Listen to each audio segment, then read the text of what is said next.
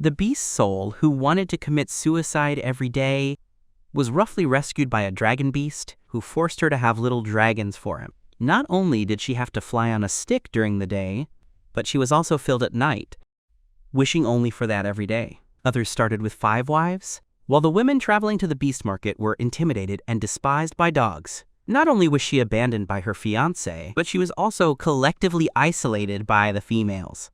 Although she was the most beautiful female in the tribe, she could only pick hungry and dirty leaves, and even for a meal of roasted meat, she accepted the male's brutal request to mate. What the woman didn't know is that she already had the intention to die and tried to commit suicide as soon as she had the opportunity. Unexpectedly, after being rescued by a strange male, he not only watched her everywhere, but he also wanted her to be his female. The sound of water exploded, and Xiang Tiu choked on several mouthfuls of water, but her heart was a little disappointed. It turned out to be water. She adjusted her posture awkwardly and soon floated to the surface. After her breathing normalized, she looked up. Around her was a vast expanse of water, and only she floated alone. Not far away, an aquatic predator was rapidly approaching. "I've unlocked a new way to die," Xiang Qiu laughed bitterly, watching the crocodile-like creature emerge from the water. Its dense teeth chilled her blood. She took off her animal skin shoes and swam desperately in the opposite direction. Suddenly, a black shadow flew past, and she closed her eyes in fear, waiting for death to arrive. However, the pain did not come, but the person flew. Her cheeks touched a cold panel. She opened her eyes and saw an unknown beastman. Xiang Qiu was carried flying for a long time until she was put down when the riverbank appeared. She stood barefoot on the grass, and the wet animal skin prevented her from breathing. Bai Qi examined her, his deep voice with a touch of softness. "Where did you fall from? I can take you back." Xiang Qiu wrung the water from her animal skin and said coldly, "Thank you, I can go back alone." Bai Qi frowned. "There are no tribes around. It's too dangerous for you alone." Xiang Qiu walked away in another direction without looking back. Her sore soles made it difficult for her to walk. Bai Qi caught up with her and handed her 2 pieces of animal skin. "Tie these to your feet."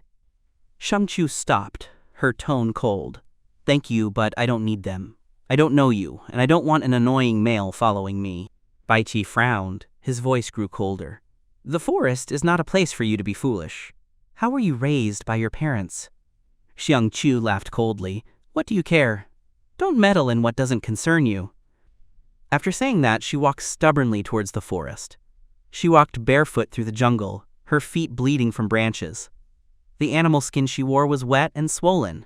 Lost, she simply leaned against a large tree, looking at the sky, her thoughts returning to the day she jumped off the cliff. "If I hadn't been so stubborn, Sister Zhang Chun would still be my sister. If I hadn't been so stupid, the company wouldn't have been on the verge of bankruptcy and my father wouldn't have been hospitalized." Xiang Qiu closed her eyes. Tears rolled down. "I really am my parents' calamity star. I shouldn't live in this world." She leaned against the tree, letting the tears of regret flow, as if wanting to wash away all the pain. Xiang Qiu murmured softly, "Xiang Chun, you made me jump off the cliff. I don't blame you. I failed you. I really should disappear. I hope you can forgive Mom and Dad. They only have you." Remembering her parents' kindness, she finally couldn't help but bury her face in her knees and cry softly. Bai Qi, hidden not far away, saw all this. With his great strength, he couldn't understand what she was saying, and a trace of complexity flashed in his eyes. Suddenly, his pupils constricted. On the tree branch above Xiang Qiu's head, a venomous snake, the thickness of a finger, was slowly descending. She was immersed in her pain, unaware.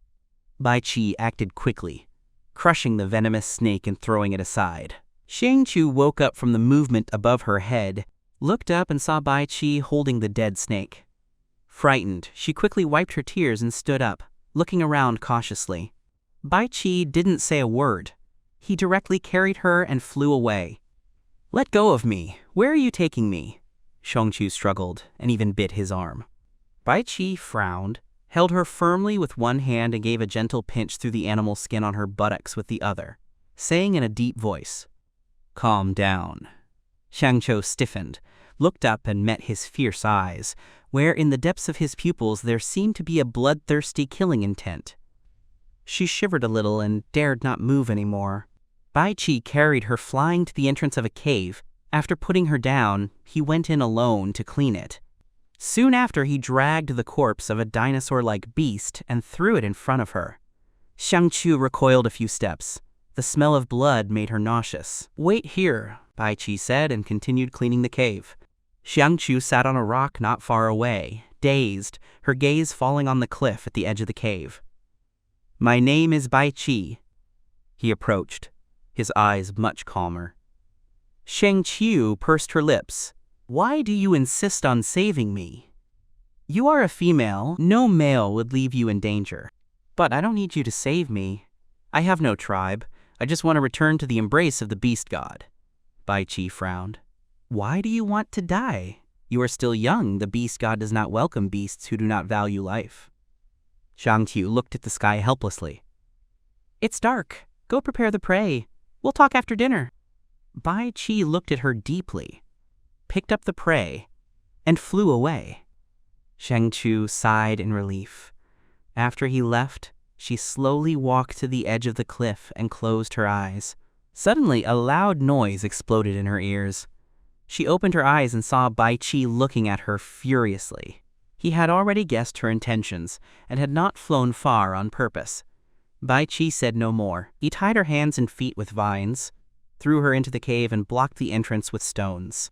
Xiangqiu was tied and immobile, feeling helpless in her heart.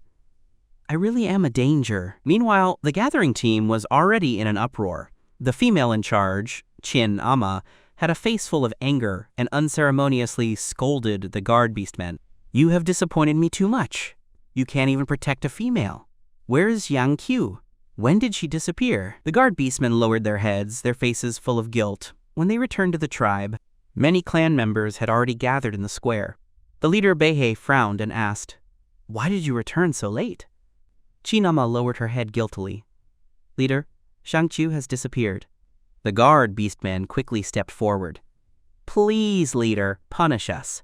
We were the ones who didn't protect the female well." There was an uproar in the square. The leader Beihei looked coldly. "Without warning, a guard team cannot protect a female. You are truly a good example." Shinama felt very guilty. She had the best relationship with Xiangqiu's mother, and now even her daughter was lost. Beihei kicked the captain of the guard team. His authoritative gaze swept across the crowd. "Those who make mistakes must be punished. I will punish you to participate in the hunt for 3 consecutive days, and you will not be able to obtain any prey." "Yes, leader?" The guard beastmen responded in unison. Some clan members prayed for the person to be found, while others secretly hoped that Xiangqiu would never return.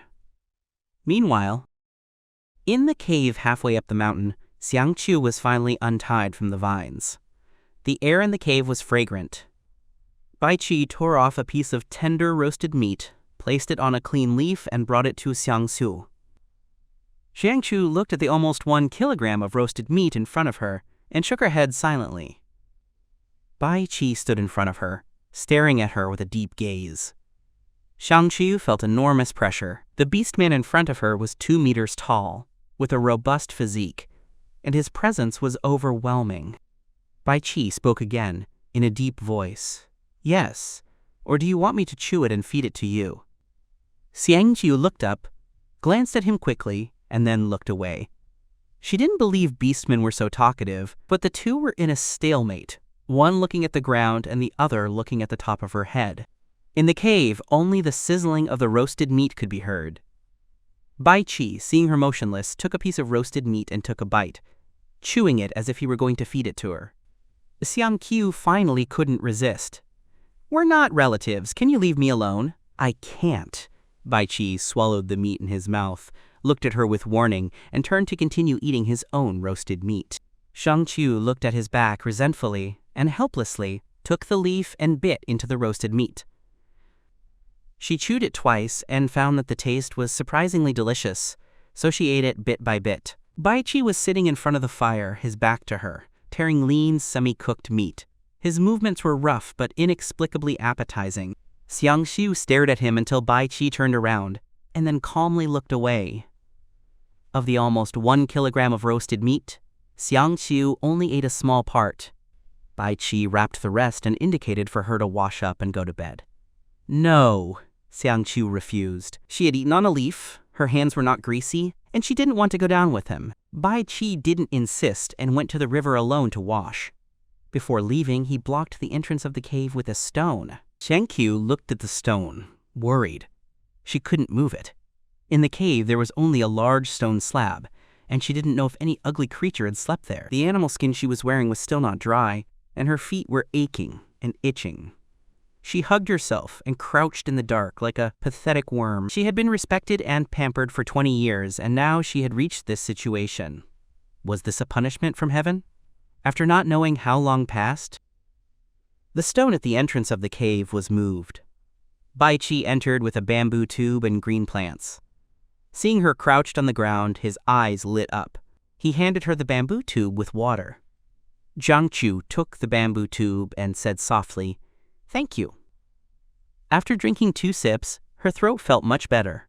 Bai Qi crouched down and poured the rest of the water over her feet to clean the wounds. Xiangqiu withdrew her feet in fright.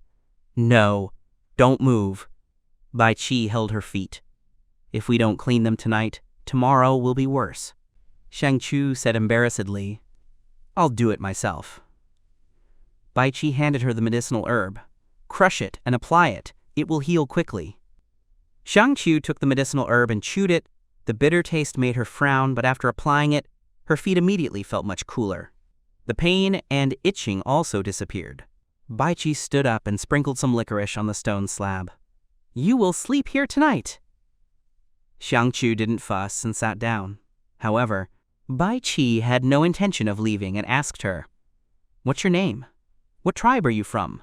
Why do you want to give up on life?" Xiangqiu replied in a low voice, "I have no tribe. The rest doesn't concern you."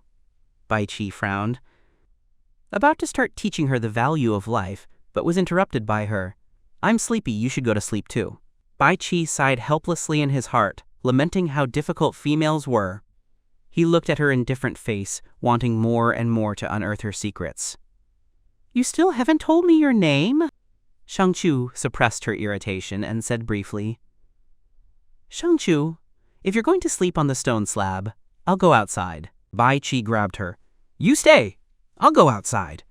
Standing outside the cave, Bai Qi felt the cool wind, regretting in his heart. Apart from her name, he had obtained nothing. He sat on a rock, listening to the movements inside the cave until he was sure Xiangqiu's breathing was stable, and then he stood up and flew away. At dawn, Xiangqiu's face was flushed, and her breathing was heavy. She opened her heavy eyelids, feeling that something was wrong in her heart. "Fever," Bai Qi returned with an animal skin wrap. Seeing her state, he immediately touched her forehead. "Why do you have a fever?" Xiangqiu was dazed and soon fainted. Bai Qi panicked and quickly used wet animal skin to lower her temperature. He regretted discovering that her animal skin clothes still carried a peculiar smell, and the wet clothes from last night had not dried in time. No wonder she got sick. He awkwardly found a furry animal skin blanket and was about to cover her when he smelled a musty odor. Bai Qi's heart sank. "Damn it, it was my negligence!" Bai Qi was extremely distressed. He looked at Xiangqiu's wet animal skin, struggling in his heart. To take it off or not?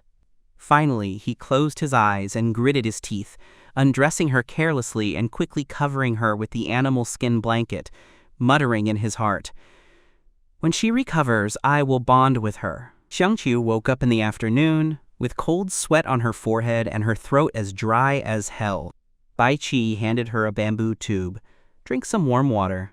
She struggled to get up, but was weak. Bai Qi, seeing her, brought the bamboo tube to her mouth and slightly raised his wrist so she could drink easily. "Do you want roasted meat?" Bai Qi asked. Xiangqiu shook her head. "I have no appetite." "Then eat some fruits." He handed her a reddish-green wild fruit. "This is a red fruit, sweet and sour." Xiangqiu took the fruit, moistened her cracked lips, and said softly, "Thank you." She looked up to look at him. His strong face showed concern, and his pectoral muscles were powerful, the type she liked. However, When she uncovered herself, her face went from pale to red in an instant. She looked at him furiously and embarrassedly. Bai Qi explained guiltily, "Your animal skin clothes have gone moldy. I couldn't wake you up, so I had to." Shang Qiu gritted her teeth. "Do you have extra animal skin clothes?" "Only animal skin. Yours is washed, and you can wear it tomorrow." "And what do I do?" "I can't go to the bathroom naked, can I?" "Bathroom?" Bai Qi looked confused. "To urinate you?" Shang Qiu was so embarrassed she couldn't speak. "I'll take you outside," Bai Qi suddenly realized. "Don't try to take advantage of me." Xiang Chu grabbed the red fruit and threw it at him. Bai Qi caught the fruit and said helplessly, "I'll just give you a piece of animal skin to wrap yourself in. I won't look." Zhang Chu blushed. So angry she gritted her teeth. "Give me the animal skin. You go out." Bai Qi turned, took out a piece of animal skin, threw it to her through the air, and then quickly left. Shang Qiu wrapped herself in the animal skin, cursing that damned beast man in her heart. She didn't know what animal the skin was from, but it just covered her around, like a bath towel. It reached above her knees and she had to hold it tightly with her hand. A person has physiological needs. No matter how embarrassed she had to solve it. Xiang Qiu made sure nothing was showing, got down barefoot from the stone bed, and her feet instantly hurt, making her gasp.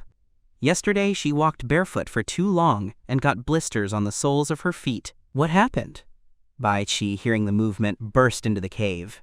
When his gaze fell on her, his throat swallowed involuntarily. Xiang Qiu's face darkened. "What bad luck!" "Animal skin shoes, please. I can't walk without shoes." Bai Qi struggled to ignore her feet, turned around to look for the shoes.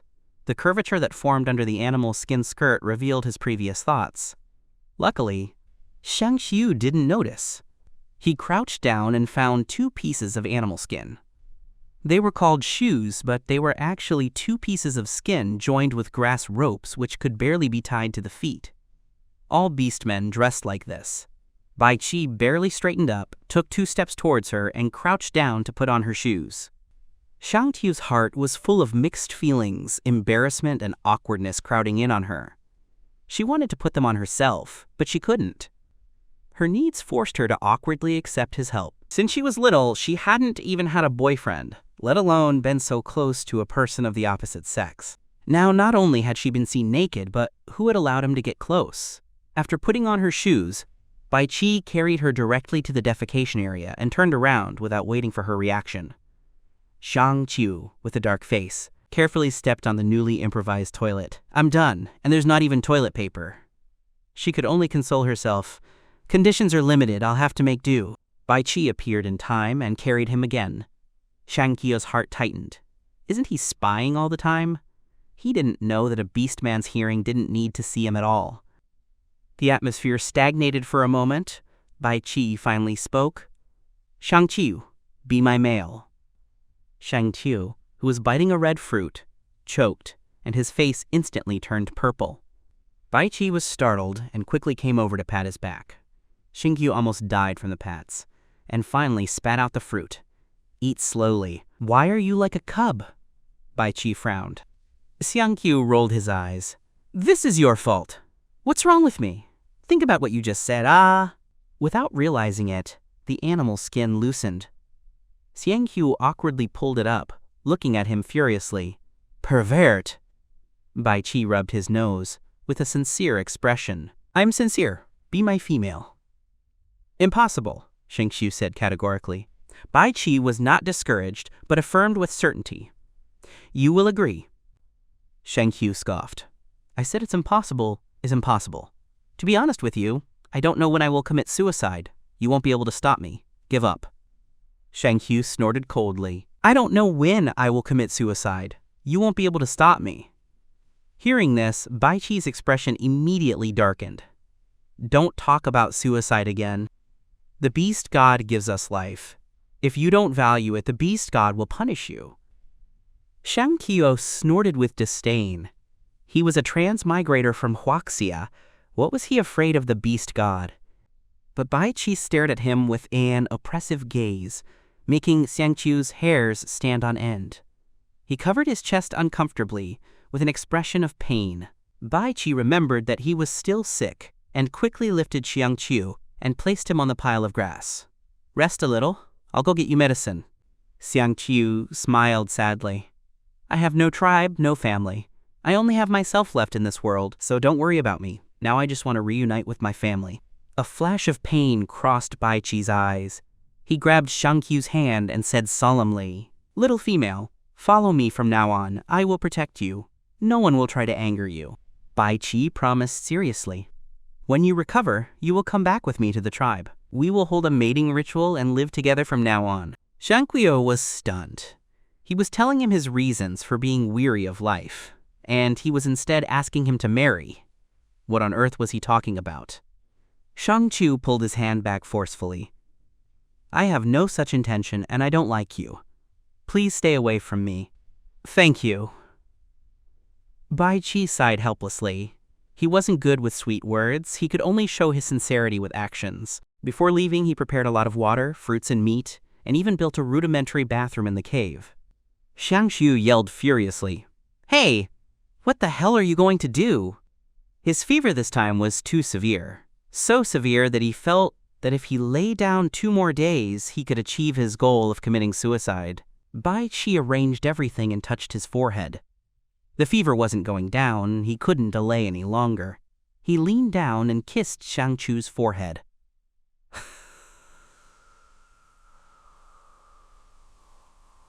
"I'll be back soon." Before Xiangqiu could scream, Bai Chi rushed out of the cave and also moved a large rock to block the entrance. Xiangqiu pounded the stone slab in rage. He was so sick, and still he was preventing him from going out to commit suicide. In the middle of the night, dazed, Xiangqiu saw a virtual shadow. "I have made mistakes. My father and mother died because of me. I don't get along with my clan members either. I regret it. Xiangqiu, live well for me. Get along with your clan members." The virtual shadow waved its hand and gradually disappeared. Xiangqiu screamed in panic. "Why are you throwing this mess at me? I don't want you back." The virtual shadow turned around and opened its mouth. Xiangqiu only heard the last 5 words. "Live well." Immediately after, a refreshing taste spread through his mouth, and his body began to instinctively swallow. Xiangqiu opened his eyes. Bai Chi said in surprise, "You finally woke up." Xiangqiu didn't react. "When did you come back?" He smelled a strong smell of blood. "Are you hurt?" He regretted it as soon as he said it. What did it have to do with him? Bai Chi shook his head. "I found the snow crystal fruit. You'll be fine after eating it." Bai Chi handed him the 2 crystalline fruits in his hand. The original Xiangqiu's father died trying to pick the snow crystal fruit. It was said that this fruit was comparable to a miracle pill. Not only could it improve the fertility of females, but also strengthen the body. However, picking it was extremely dangerous. Unexpectedly, the original Xiangqiu never ate it despite longing for it, while he, an outsider, saw too. "I don't want it. It would be a waste for someone who is going to die sooner or later to eat it." Bai Chi got a little angry upon hearing this, and his tone became a little stern. "Xiangqiu, don't be so capricious anymore. Your health is the most important thing." Xiangqiu, hearing this, turned his head, not wanting the orc to see his reddened eyes. With a trembling voice, he said, "I know, but I've already given up. Don't waste any more time on me. I'm not worth it." He wasn't a rock. The other person's repeated goodwill almost overwhelmed him. He didn't dare to continue getting along, fearing that it would hurt to leave when the time came. Bai Chi looked at him with a frown and said without allowing replies, "You are worth it. Even if you were alone before, now you are my female. If you have those thoughts again, Xiangqiu shook his head stubbornly. "And what will you do?" Bai Chi's face was gloomy. When he returned and saw the female lying with a weak breath, he almost thought he was too late. Fortunately, everything was still in time. Seeing him hesitate, Bai Chi directly bit it and put it in his mouth. Xiangqiu was caught by surprise, and his eyes suddenly opened wide. He tried to push him away, but his hands were weak and he couldn't move him, so he could only forcefully swallow the snow crystal fruit. As soon as his tongue pressed it, it melted. A familiar sweetness flowed down his throat, and his mind became clearer and clearer. However, Bai Chi seemed to enjoy the process very much. and did not leave even after the fruit was swallowed. When there was no more taste of snow crystal fruit in his mouth, Xiangqiu punched him in the chest. "You've gone too far." Baiqi not only didn't feel pain, but looked at him smiling. "I like to see you full of energy." Seeing that he still wanted to give him more, he quickly took it from him and ate it himself. After eating 3 snow crystal fruits in a row, he felt that his head no longer hurt, and he felt energetic, only his stomach rumbled. Baiqi was happy to see him and hurried to bring him colorful bird meat to eat.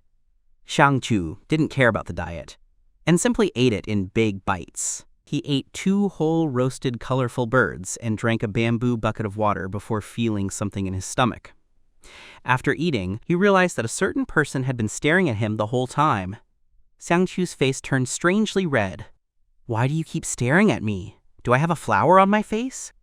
Baiqi unconsciously said, "You don't have a flower on your face, but you are more beautiful than a flower." Xiangqiu turned his head, muttering to himself, "How does this primitive orc know how to flirt so well? Give me my animal skin clothes. I want to go for a walk." He avoided Baiqi's burning gaze. Baiqi got up to look for the dry animal skin clothes. Xiangqiu took the clothes and gave Baiqi a look, who pushed him out of the cave. He put on his clothes and left the cave. The sunlight fell on him, and he suddenly felt empty inside, as if he didn't have the courage to die. Baiqi looked at him, bathing in the sunlight with his head held high. His heart raced as if he saw a delicate flower shaking off the mud. His Adam's apple moved. "Where do you want to go? I'll take you for a walk." Xiangqiu came back to his senses, his gaze directed into the distance. "Is it dangerous to pick snow crystal fruits? My father died because of it, and my mother also left. My fiancé abandoned me. I am a hateful female in the tribe." He paused. "You deserve better, not someone like me." Baiqi frowned, suddenly hugged him, and said in a deep voice, "I think you are very good. No matter the past, the current you is very good." Xiangqiu was silent for a moment, his heart churning. In this world, apart from his parents, no one had treated him sincerely. And this orc in front of him was always the same. Baiqi said in a firm voice, "You have me. I will make you live better." Xiangqiu looked up at him. His tall figure blocked the sunlight, but he seemed to have become the light of his heart. He lowered his eyes and said softly, "Thank you for saving me, but I still don't want to look for a male orc." After saying that, he pulled away from his embrace. Baiqi was pushed and felt an itch in his heart. He knew he shouldn't rush, so he could only let go. Xiangqiu pointed to the corpse of the exotic beast in the distance. "What beast is that?" Baiqi took a look. "These 2 were dealt with by me near the snow crystal fruit."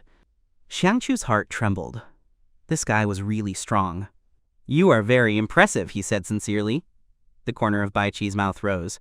"Of course your male is very strong. Trust me."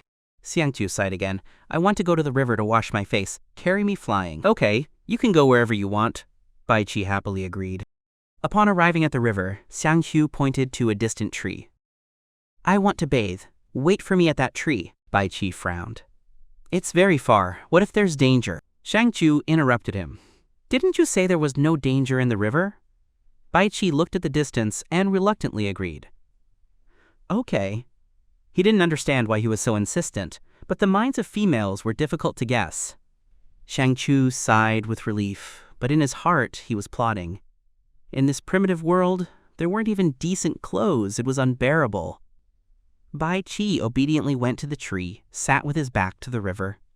However, Deng Chu didn't know that the distance he considered safe for an orc was within arm's reach. He confidently took off his animal skin and entered the cool river water, rubbing his body until every inch of his skin was clean. He didn't realize at all that Baiqi, under the tree, was already boiling with blood and had bled from his nose 3 times. At night, Xiangqiu was sitting on a rock outside the cave. Baiqi handed him a piece of roasted beast meat, crispy on the outside and tender on the inside. He just took it indifferently. "Baiqi, what race are you?" Xiangqiu asked suddenly, with a touch of curiosity in his eyes. A flash of joy passed through Baiqi's eyes. "Do you want to see my original form?" Xiangqiu gave him an annoyed look. "No, I'm just curious how you can eat so much." Baiqi leaned in. "Guess." Xiangqiu rolled his eyes. Tell me or not. Bai Qi, seeing him, frowned. I am a dragon beast.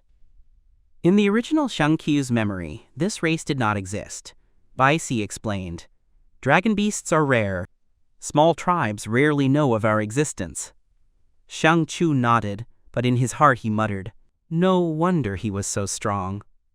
The night breeze blew, and Shang Qiu felt a chill. Bai Qi immediately suggested, it's a bit cold at night during the white moon. Let's go into the cave. Shang Qiu did not refuse, and followed him into the cave. Bai Qi, what tribe are you from? Why haven't you returned yet? Shang Qiu asked. I am from the Eternal Tribe. I went out to look for my father. Bai Qi's voice was calm, but with a hint of imperceptible desolation.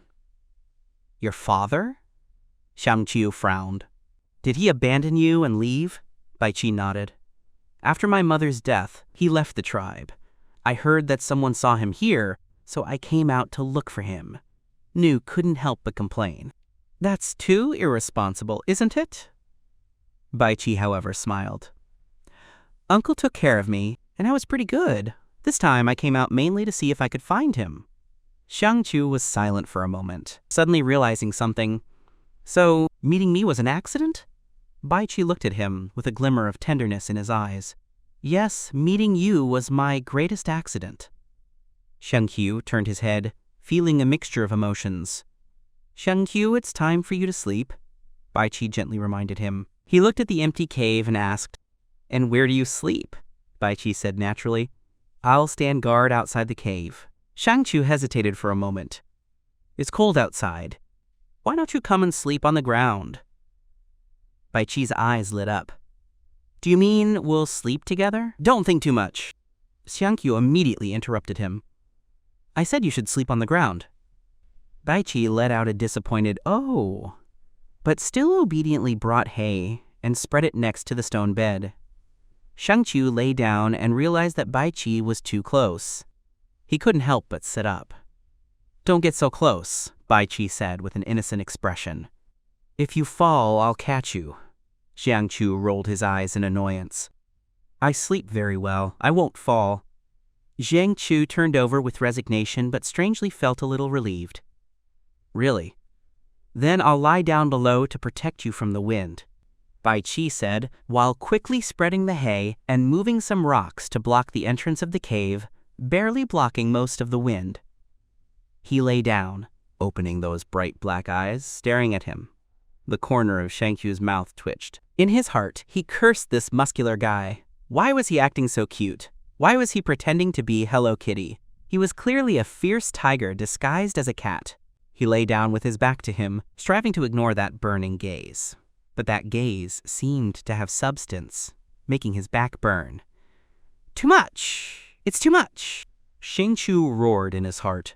A primitive orc who has never seen a woman. Do you know that's illegal in this world? Half an hour later, he finally couldn't stand it anymore and sat up abruptly. Have you looked enough? Bai Qi said with an innocent expression. Shang Qiu, I'm an adult. So what? His gaze was cold as ice. He pointed to his animal skin loincloth, feeling aggrieved. You are my female. I can't control myself. Shang Qiu's face darkened. If you can't control yourself, go out and stand with your back to me. No one looks at anyone. Can you do it? Okay. Bai Qi reluctantly turned around, but in his heart he thought that a qualified male would never face a female. Shang Qiu, seeing him obey, lay back down. Perhaps because someone was accompanying him, he slept exceptionally well. However, as soon as dawn broke, a cry of surprise echoed in the cave.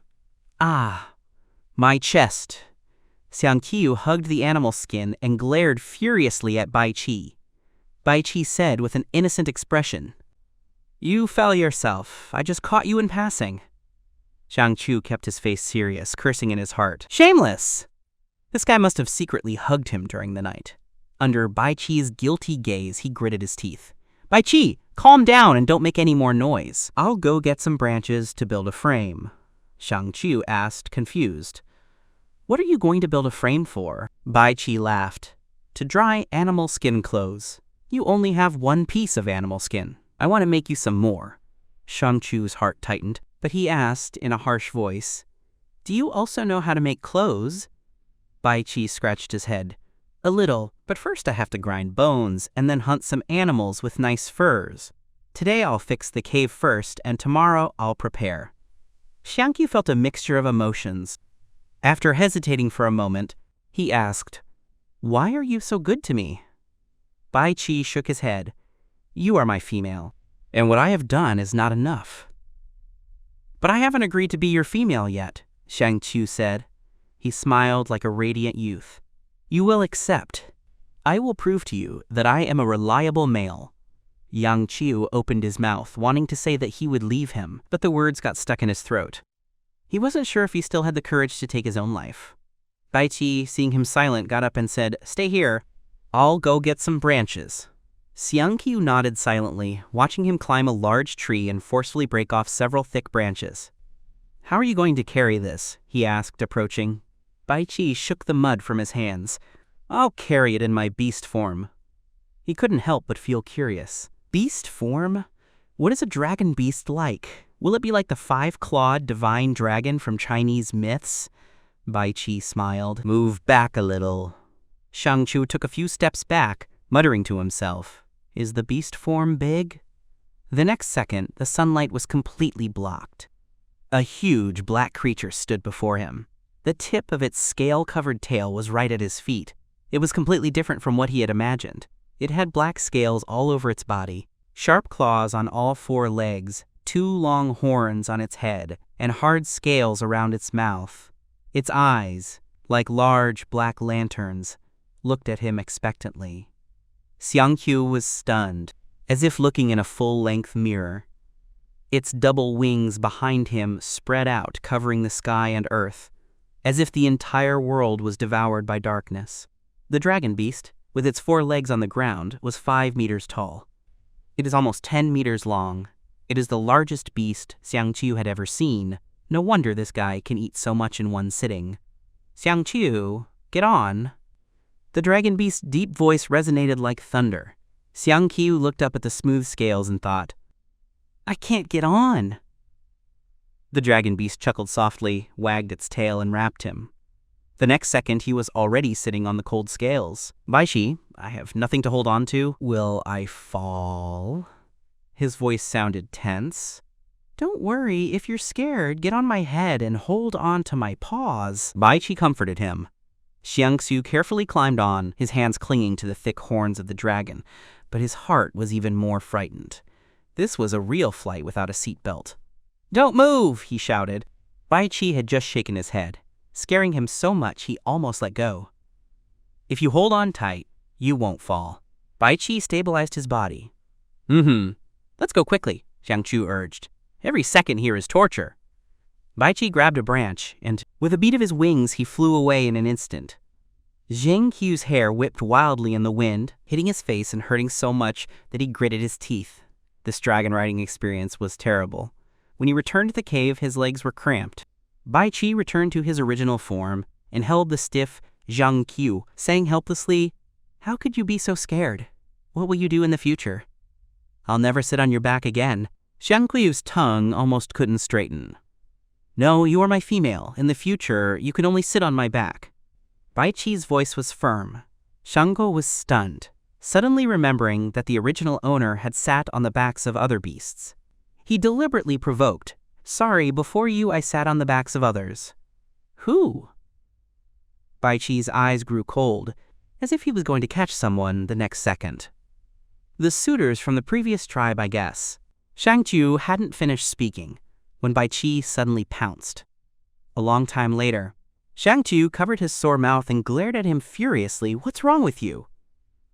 Bai Qi wiped the saliva from the corner of his lips, narrowed his eyes, and said, "In the future, only I, a male, can touch you.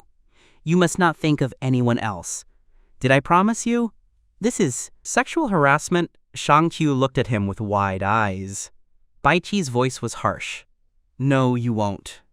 Xiangqiu showed no weakness. "You control me. Maybe one day I'll find someone stronger than you. Of course I'll choose the strongest."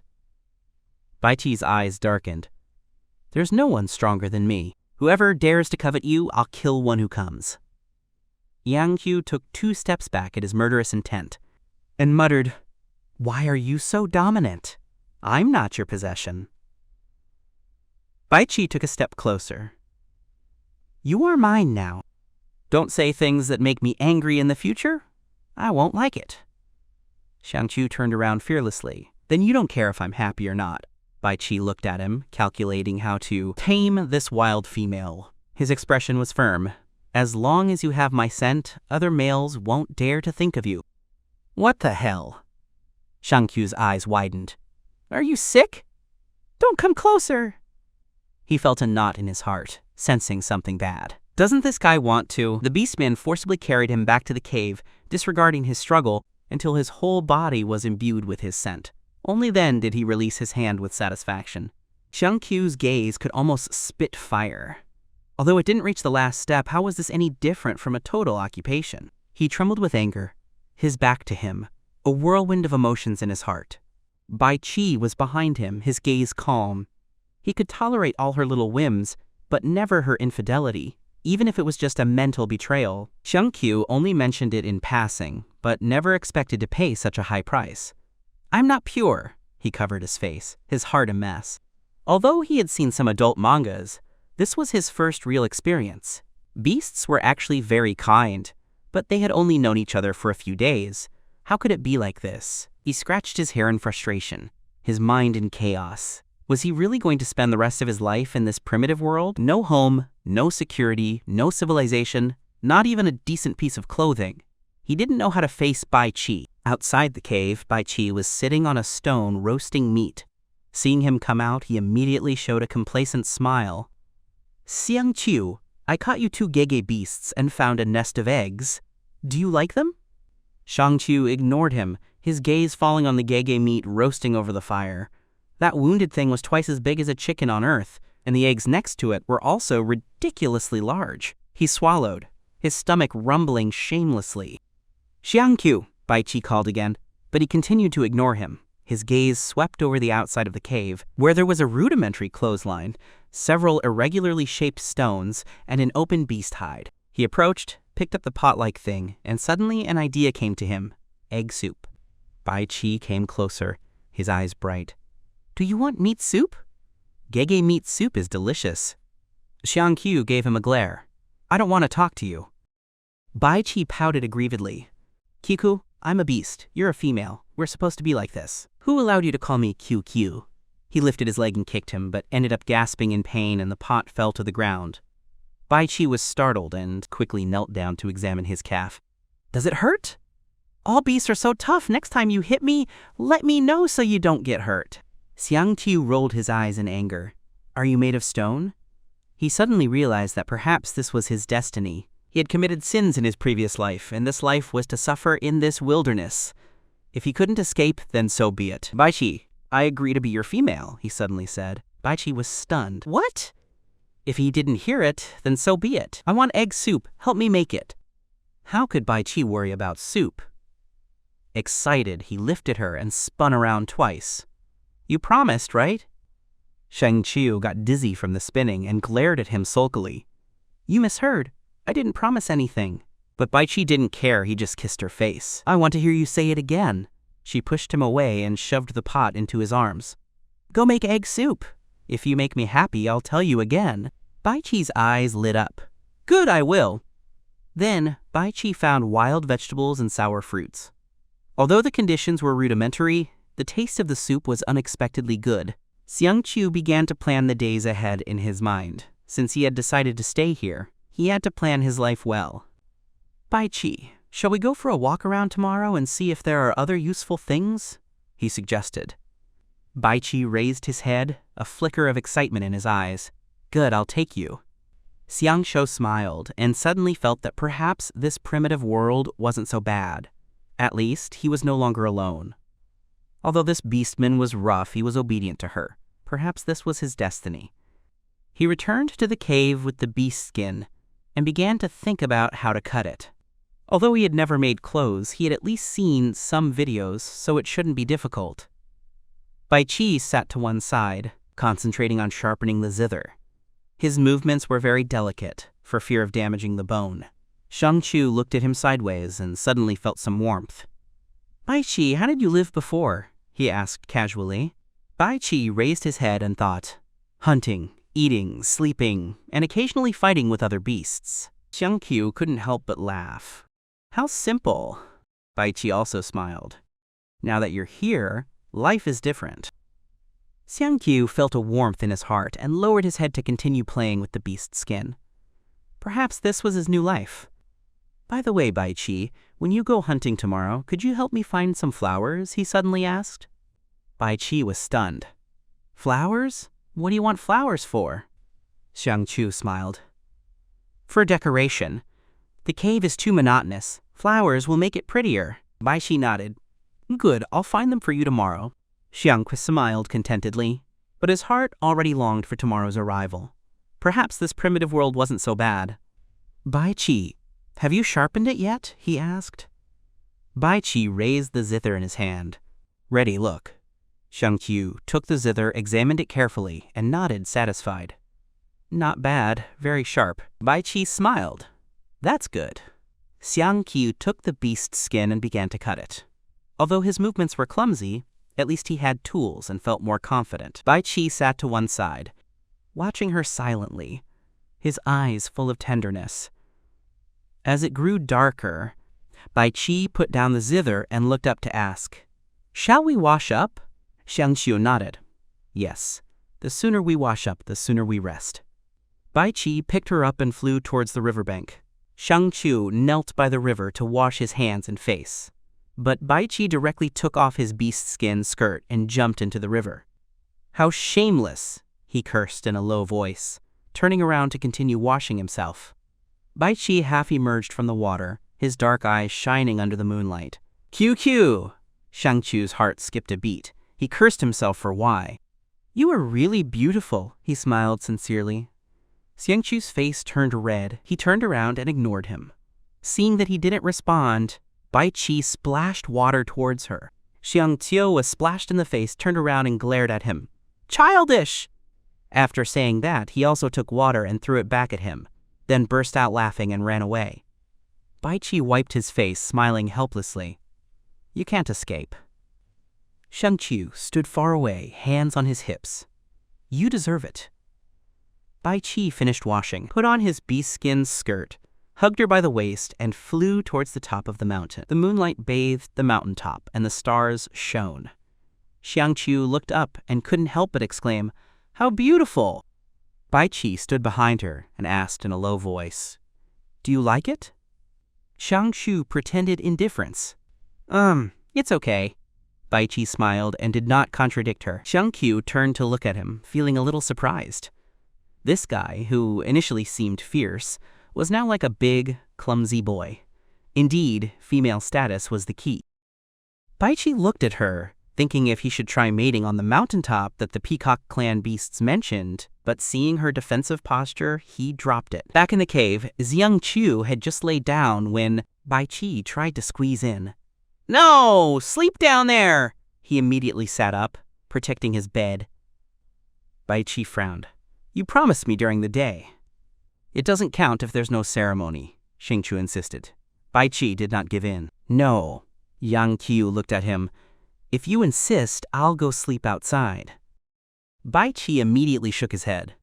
"It's cold outside, and I can't sleep with you." Qiu gritted his teeth in anger. Baiqi sighed and gave in. "I'll just hug you to sleep. Is that okay for today?" Qiu looked at him suspiciously. "Really?" Baiqi nodded. "Really?" Qiu thought about it and reluctantly agreed. "Then, okay, if I don't want to, you can't touch me." Baiqi nodded. "Good." Qiu sighed with relief and lay back down on the bed. Baiqi gently hugged her and asked softly, "Qiu, do you like me?" Qiu was stunned and replied superficially, "We've only known each other for a few days. We'll talk about it later." Baiqi smiled. "You'll like me in the future." Qiu didn't respond, but his heart was a little complicated. This guy who at first seemed fierce was now like a big, clumsy boy. Indeed, female status was the key. Bai Qi kept his word.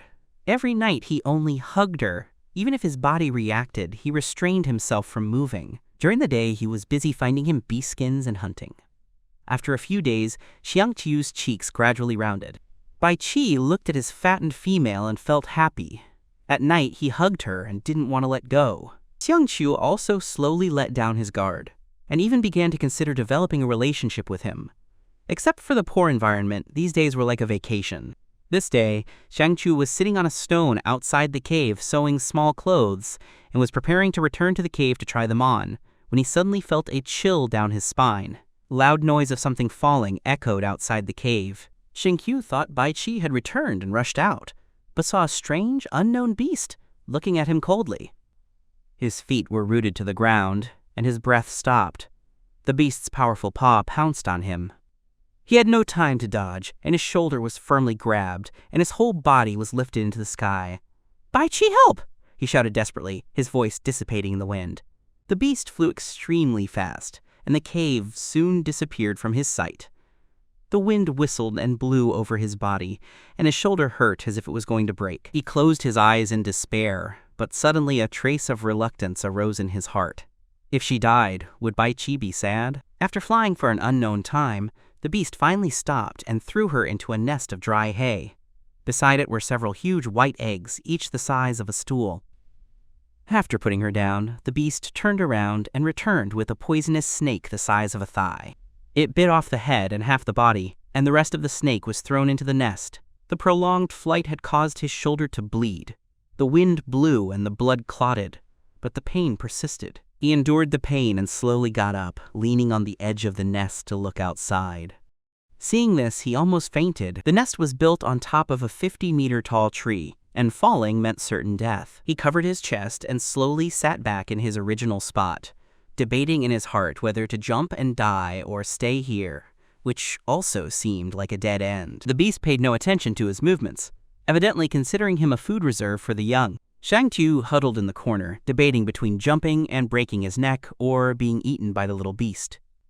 Just as he hesitated, the nest suddenly trembled.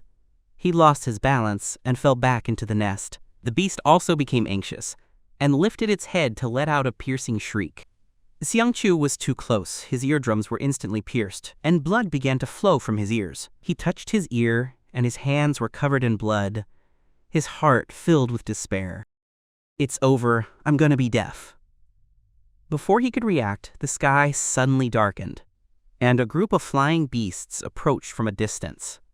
Two of them lifted the nest and flew with her into the distance. He couldn't hear any sound, only saw that the ferocious beasts on the ground were also fleeing frantically, and the trees were knocked down by a huge creature. At the same time, Bai Qi returned to the cave and found that Xiangqiu was gone.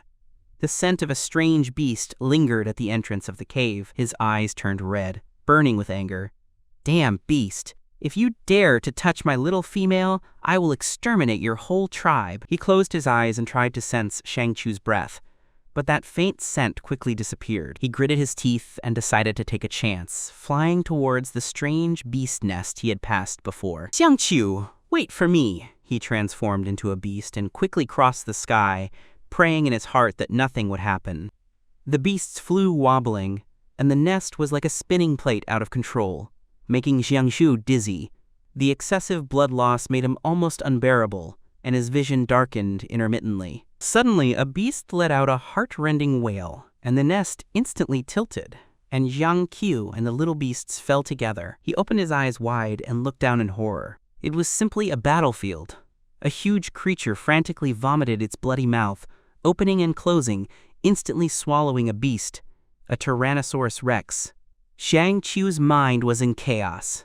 How could there be dinosaurs on this beast continent? This was not scientific. He closed his eyes, preparing for death, but fate seemed to want to mock him. Suddenly, he fell onto the back of a feathered beast.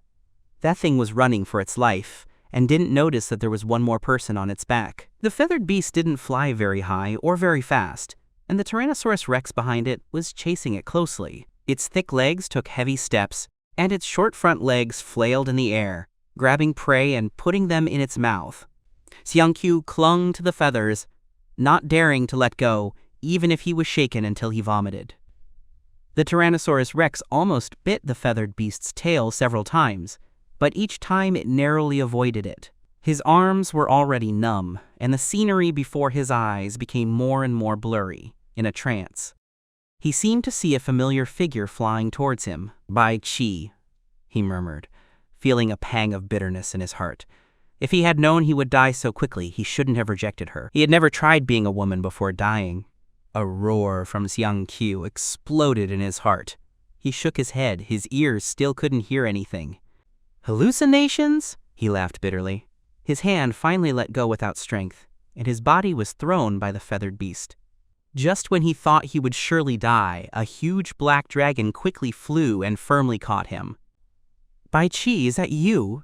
He touched the cold, familiar scales, his tears blurring his vision. The dragon beast roared incessantly. "Xiang Qiu, don't be afraid, I'm here, I'm here!" He couldn't hear, but he could feel his presence. He lay on his back and murmured softly, "Bai Qi, let's go quickly. The Tyrannosaurus Rex will eat us." After saying that, he completely fainted. Bai Qi breathed a sigh of relief, looked at the Tyrannosaurus Rex that was still rampaging, and his eyes filled with murderous intent. If he hadn't been carrying Xiang Qiu, he would have really wanted to pounce and fight that monster to the death. He flew with him to the territory of the strange beasts, where there were healing snow crystal fruits. The strange beasts had already been driven away by the Tyrannosaurus Rex, and the snow crystal fruits were unattended. He returned to his original form and carefully placed Xiang Qiu on the ground. Seeing him covered in blood, he felt suffocated by the pain. He pulled off a handful of snow crystal fruits and gently put them in his mouth.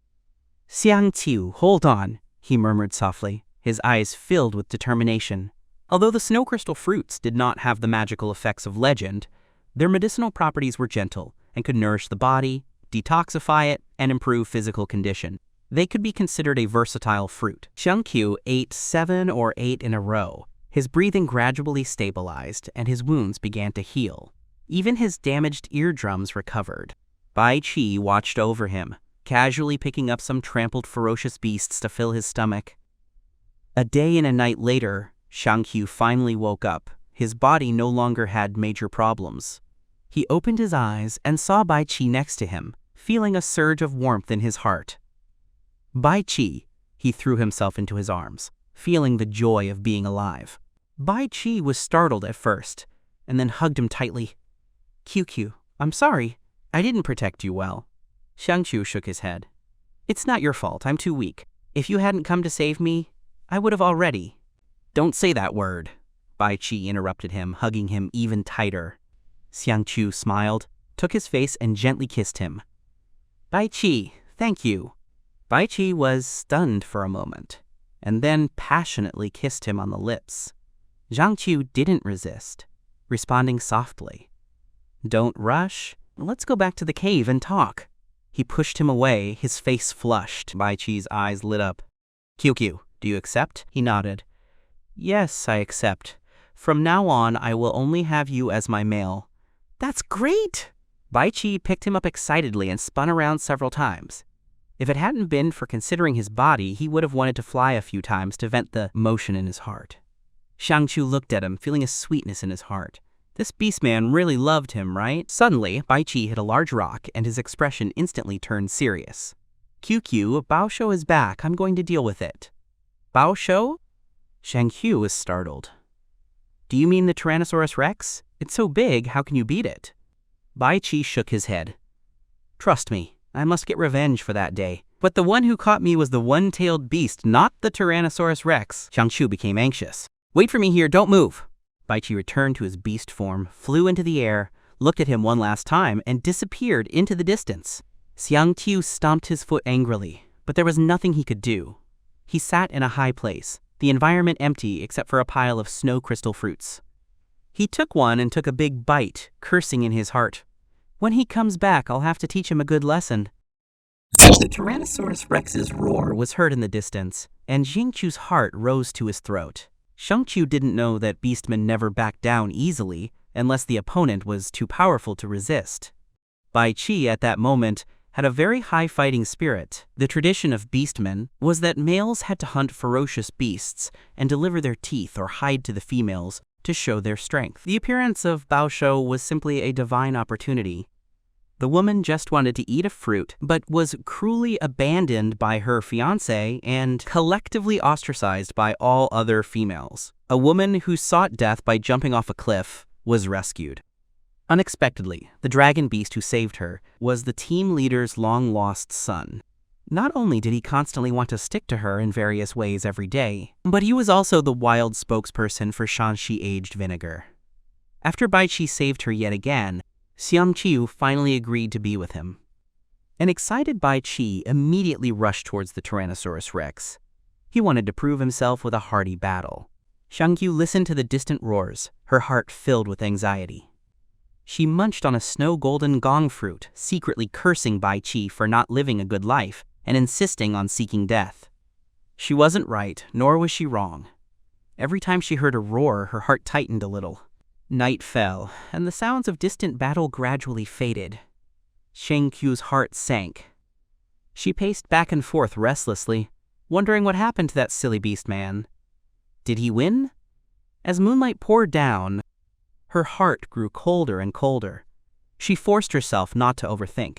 Bai Qi was so powerful, he must be fine. In the deep night, Xing Qiu leaned against a rock, her gaze fixed on the direction Bai Qi had left. Dozens of snow crystal fruits had been eaten, her body felt much lighter, but her heart grew heavier. Finally, in the darkness, a dragon beast covered in blood slowly flew back. Xiang Qiu excitedly waved and shouted, "Bai Qi, I'm here!" Bai Qi said nothing, gently grasping her beast skin with his claws, carrying her away from the spot. Xiang Qiu quietly held onto the beast's claw, feeling Bai Qi's exhaustion, her heart filled with tenderness. They arrived at the battleground. The massive, emaciated body lay on the ground, lifeless. Bai Qi put him down, then collapsed himself, panting heavily. Xiang Qiu tenderly caressed his sharp edges. "I told you not to fight. Look how tired you are." Bai Qi's eyes were gentle, his voice low. "Qiu, when we get married, I'll give you Bao Shou's teeth, okay?" Xiang Qiu was stunned, only then remembering the beastman's tradition. Males must hunt fierce beasts and present their teeth or fur to females to prove their strength. So this was why. Her gaze softened. "Okay, I like your reason." She paused, then fiercely added, "But only this once, don't do it again." Bai Qi grinned, stretching out his long tongue and gently licking her cheek. She didn't dodge, merely wiped her face when Bai Qi retracted his tongue. Since she had decided to live with him, she would accept everything about him, especially since he was so good to her. Looking at the clingy dragon beast, she tenderly asked, "Bai Qi, are you seriously injured?" The dragon beast gently shook its horn. "No, just too tired." "Liar!" She glared at him. No matter how deep the night, it couldn't hide the bloodstains on his body and his missing scales. So heavily injured, even moving was difficult, yet he still thought of coming to pick her up. Xiang Qiu rested her head on the base of the dragon's horn, hiding her reddened eyes. Bai Qi thought she was angry and quickly coaxed, "It's really nothing. I'll be fine after a rest." Before he finished speaking, he coughed out a mouthful of clotted blood. Xiang Qiu panicked, sitting up frantically. "Don't be upset. I'm not angry. I just feel bad for you." Tears fell uncontrollably as she spoke. Bai Qi panicked even more. "Don't cry, Qiu, please don't cry." She sniffled, trying hard to hold back her tears. "I won't cry, but you have to honestly tell me how long it will take to recover." Bai Qi, however, smiled, his tone light. "Very soon, just a few days. When I recover, I'll be even stronger than before." He hadn't expected to defeat Bao Shou. No dragon beast had ever done that before. In the moment of victory, his heart was filled with ecstasy. Even though he might collapse at any moment, he forced himself to eat Bao Shou's heart, which contained the most powerful energy. Shang Hao only cared about his injuries. "Really? Just a few days? Do you need any herbs?" "I'll go pick 'em."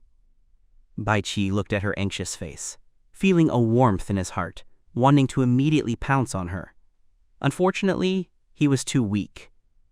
5 days later, Bai Qi finally recovered completely, becoming even stronger, and finally able to push down Xiangqiu.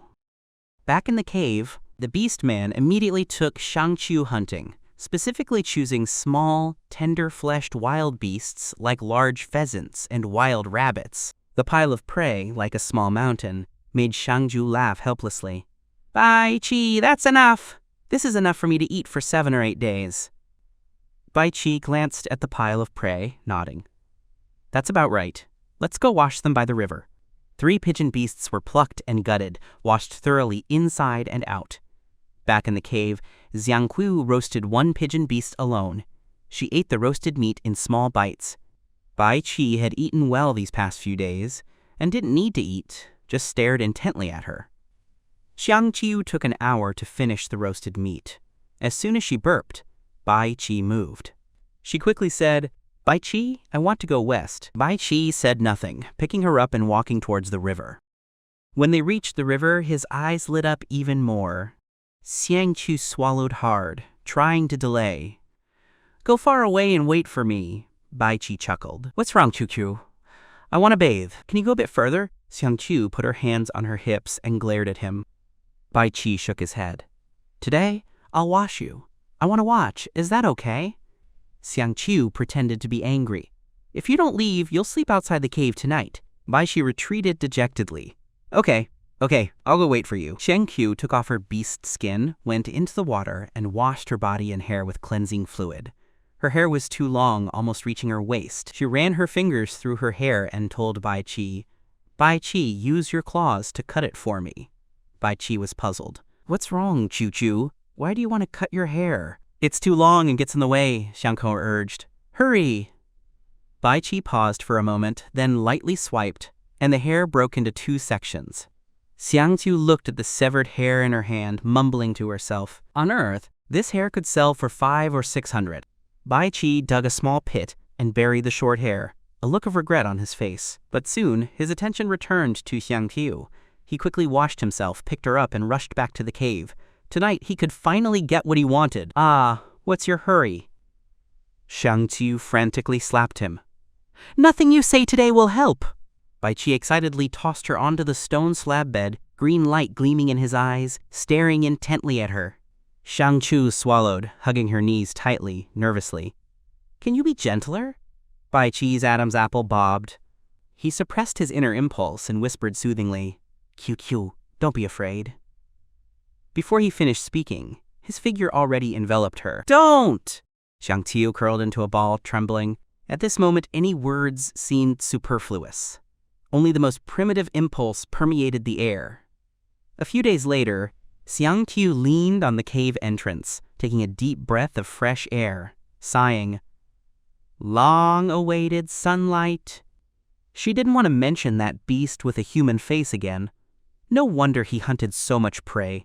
It was all prepared for her. For 7 whole days, she hadn't even left the cave. Even a good night's sleep was a luxury. In the original owner's memories, she had never experienced such prolonged torment. Just then, Bai Qi flew back with washed fruits. Xiangqiu's face darkened. Bai Qi cautiously offered, "Today I picked some fruit for you." Xiangqiu snorted coldly. "Put them in the cave? Now take me to bathe." Hearing bathe, Bai Qi's eyes instantly lit up. "Good." Xiangqiu scoffed and warned, "Dare to touch me again, and you'll never touch me again." Bai Qi looked aggrieved. "Qiu, you mean it."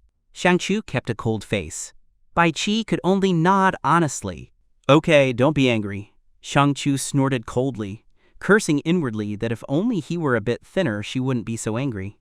Bai Qi eagerly picked her up and walked towards the river, saying all sorts of sweet words along the way, but couldn't coax a smile from her. Bai Qi felt delighted inside, savoring the wonderful past few days, and couldn't help but get excited again. Xiangqiu noticed his excitement and glared at him fiercely, pinching him through the bee skin. "Ah, Qiu! Bai Qi looked at her ingratiatingly. "Lighter! Bah! Shameless!" Xiangqiu released her hand, secretly cursing that this guy's bones were all hard.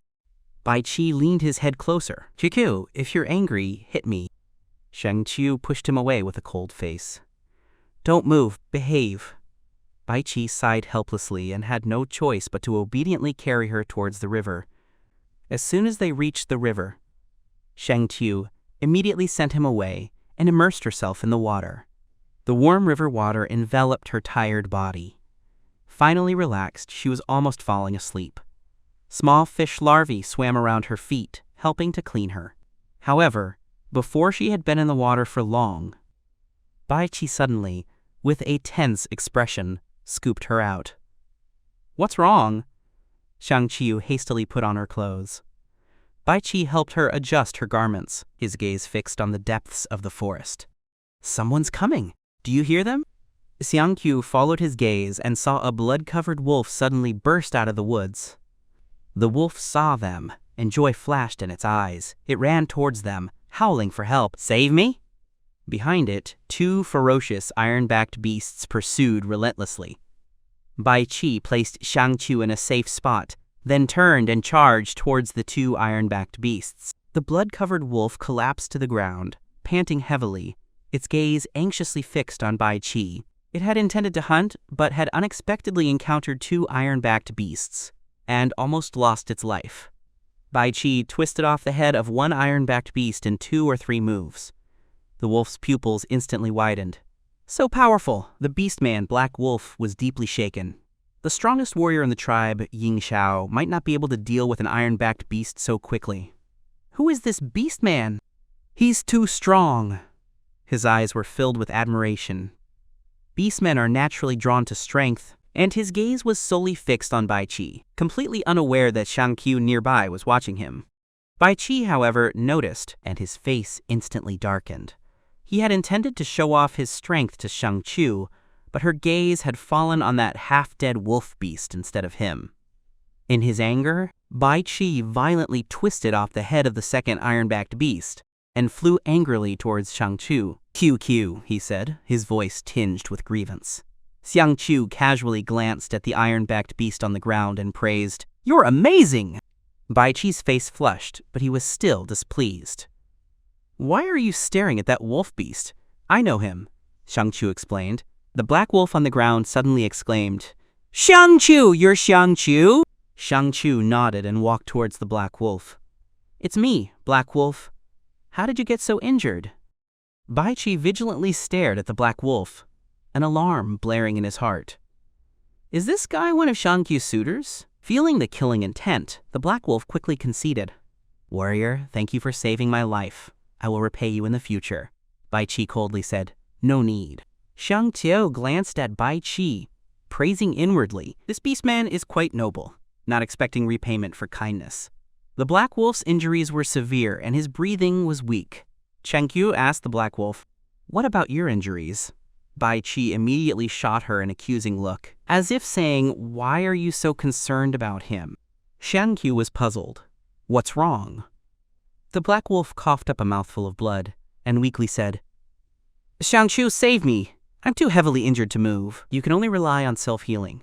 Can you feed me for a few days?" "No," Bai Qi refused without hesitation. Black Wolf's face turned pale. He pleaded, looking at Shang Qiu. "Shang Qiu, we are of the same tribe. When you disappeared, the tribe searched for you for a long time. I'm so happy to see you again. Ha ha!" He coughed up another mouthful of blood. Shang Qiu sighed helplessly. "We can reminisce later." Bai Qi dragged the two iron-backed beasts over, telling Black Wolf to eat something first to stabilize his strength. Bai Qi remained motionless, his lips pressed together. "I don't want him to eat my prey." Shang Qiu frowned. "If you don't feed him, he'll die.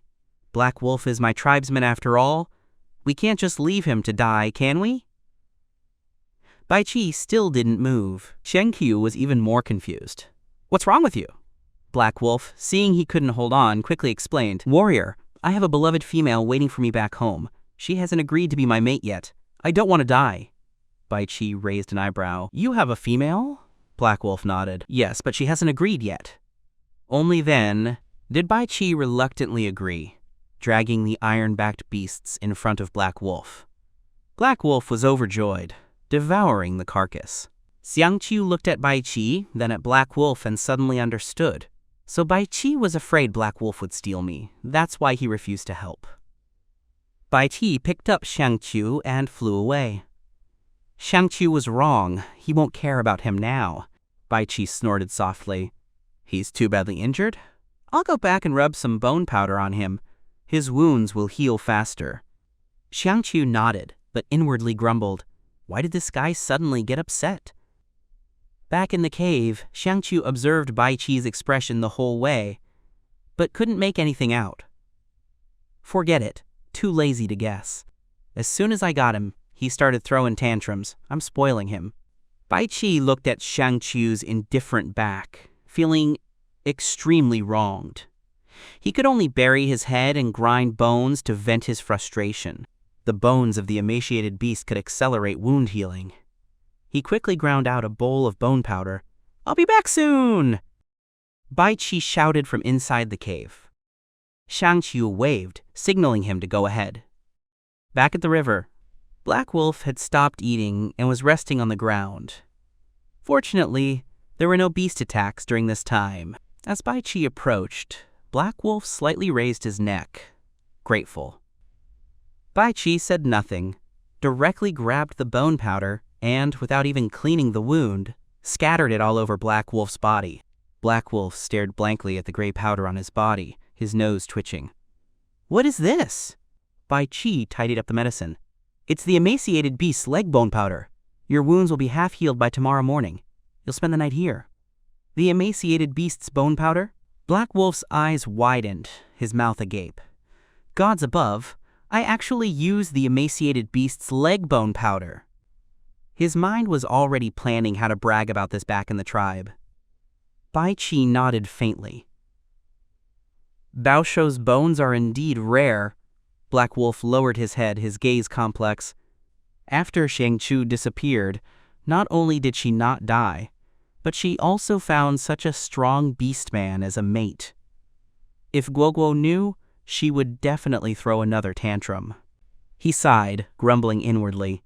This female, Xiangqiu, is truly troublesome with her willfulness. Bai Qi turned to leave. Black Wolf quickly called out, Warrior, wait! My name is Bai Qi, Bai Qi corrected. Bai Qi, thank you for saving me. My name is Black Wolf. Black Wolf looked at him sincerely. Bai Qi waved his hand. We're all beastmen, it's nothing. Black Wolf grinned. If it weren't for you, I'd be dead by now. He paused, then tentatively asked, How did you and Xiangqiu meet? Bai Qi's eyes turned cold, and he vigilantly stared at him. I saved her from the river. She is my female now. Black Wolf gave a wry smile. It was our fault. The patrol team was negligent. That's why Xiangqiu went missing. Bai Qi snorted coldly. A tribe that can't even protect its females dares to bring it up? Black Wolf was speechless, but worried about Kanglang. If Kanglang knew Xiangqiu was still alive, he might go crazy. Too bad Bai Qi is so strong, Kanglang wouldn't stand a chance. Bai Qi coldly swept his gaze over him. Heal your wounds. I'm leaving. With that, he turned and flew away. Black Wolf stared blankly in the direction he disappeared, sighing, then lay back down. He's already helped enough. I'm a male beastman after all. I can't even get through these injuries. Inside the cave, Xiangqiu was sleeping soundly. Bai Qi tiptoed out of the cave to roast meat, thinking that he had indeed exhausted her these past few days. Xiangqiu slept until evening, stretched, and smelled the aroma of roasted meat. Bai Qi came in with the roasted meat, eagerly handing it to her. QQ, try some. It's freshly roasted and smells especially good. She took the roasted meat and ate it in large bites. The taste was indeed good. After eating, Bai Qi handed her a bowl of clear water, his thoughtful service making her unable to help but smile. Full and satisfied, she casually asked, How's Black Wolf doing? Bai Qi's face sank. Why do you care about him? Xiangqiu raised an eyebrow. You saved him. Can't I ask a couple of questions? What's wrong with you today? Are you throwing a tantrum at me? Bai Qi was puzzled. Throwing a tantrum? What's that? She snorted softly.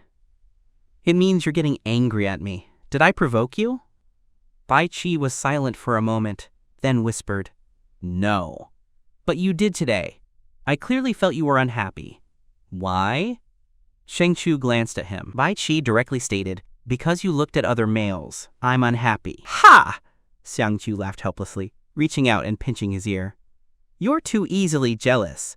You're unhappy just because I glanced at someone else?" Bai Qi pursed his lips, his tone accusing. "You didn't just glance. You stared for a long time." Xiang Qiu was momentarily speechless, reluctantly saying, "Where did I stare for a long time? I just looked a few more times because he looked familiar. It turns out I actually know him." Bai's face darkened further. "The beastmen from that tribe are all bad to you." Xiang Qiu didn't care at all. "Good or bad, it has nothing to do with me anymore. From now on, I'll live with you." She hugged Bai Qi's arm and leaned her head against him. Bai Qi's heart warmed, his body relaxed. The blood allowed her to lean more comfortably. "Then, Qiu, do you still want to go back to the tribe to see them?" Xiang Qiu shook her head. "No, wherever you are, that's my home." Bai Qi was instantly stunned by these words. The entire beast was overcome with emotion. "Ku Qiu, from now on, I will definitely protect you well. I won't let anyone bully you again." His heart was full of tenderness with nowhere to release it, so he simply pounced on Xiang Qiu. Xiang Qiu was on the verge of tears. "Bai Qi, you bastard! Have you forgotten what I said this morning?" The beastman pretended to be deaf and continued to play dumb. Early the next morning, Xiang Qiu kicked Bai Qi. "Get out and roast meat!" This beastman had tormented her all night. Her waist was almost broken. Bai Qi cheerfully got up to prepare breakfast, and also changed Black Wolf's dressing by the river. "You'll be completely healed in another day," he said, his tone unusually gentle. Black Wolf gratefully said, "Thank you for treating me with the bone powder. I only saved you because you are of the same tribe as Qiu Qiu," Bai Qi said expressionlessly. "Once you're healed, run away quickly. Don't bother us." 3 days later, Black Wolf had fully recovered. He didn't return to the tribe but waited by the river. Seeing Bai Qi carrying Xiang Qiu, he excitedly went up to them. Bai Qi frowned. "You're healed. Why are you still here?" "I want to invite you to our tribe," Black Wolf said sincerely. "Life in the wilderness is too dangerous." "No need," Bai Qi immediately refused. "I have my own tribe." Black Wolf turned to Xiang Qiu. "Are you really not going back to see them? Everyone is very worried about you." Xiang Qiu smiled faintly. "Just pretend I'm dead." Bai Qi grabbed her hand, his voice low. "Don't say dead." Xiang Qiu winced in pain and quickly corrected herself. Okay, I won't say it again." Black Wolf looked at them in surprise. In his memory, Xiang Qiu had always been arrogant towards males, but now she had become docile. Quote, "The team leader has already punished those who caused you to disappear. Everyone will be happy if you go back." "No need," Xiang Qiu shook her head. "My life is very good now." Bai Qi impatiently rotated his wrist. "Black Wolf, are you leaving or not? If you don't, I won't be polite." Black Wolf reluctantly left.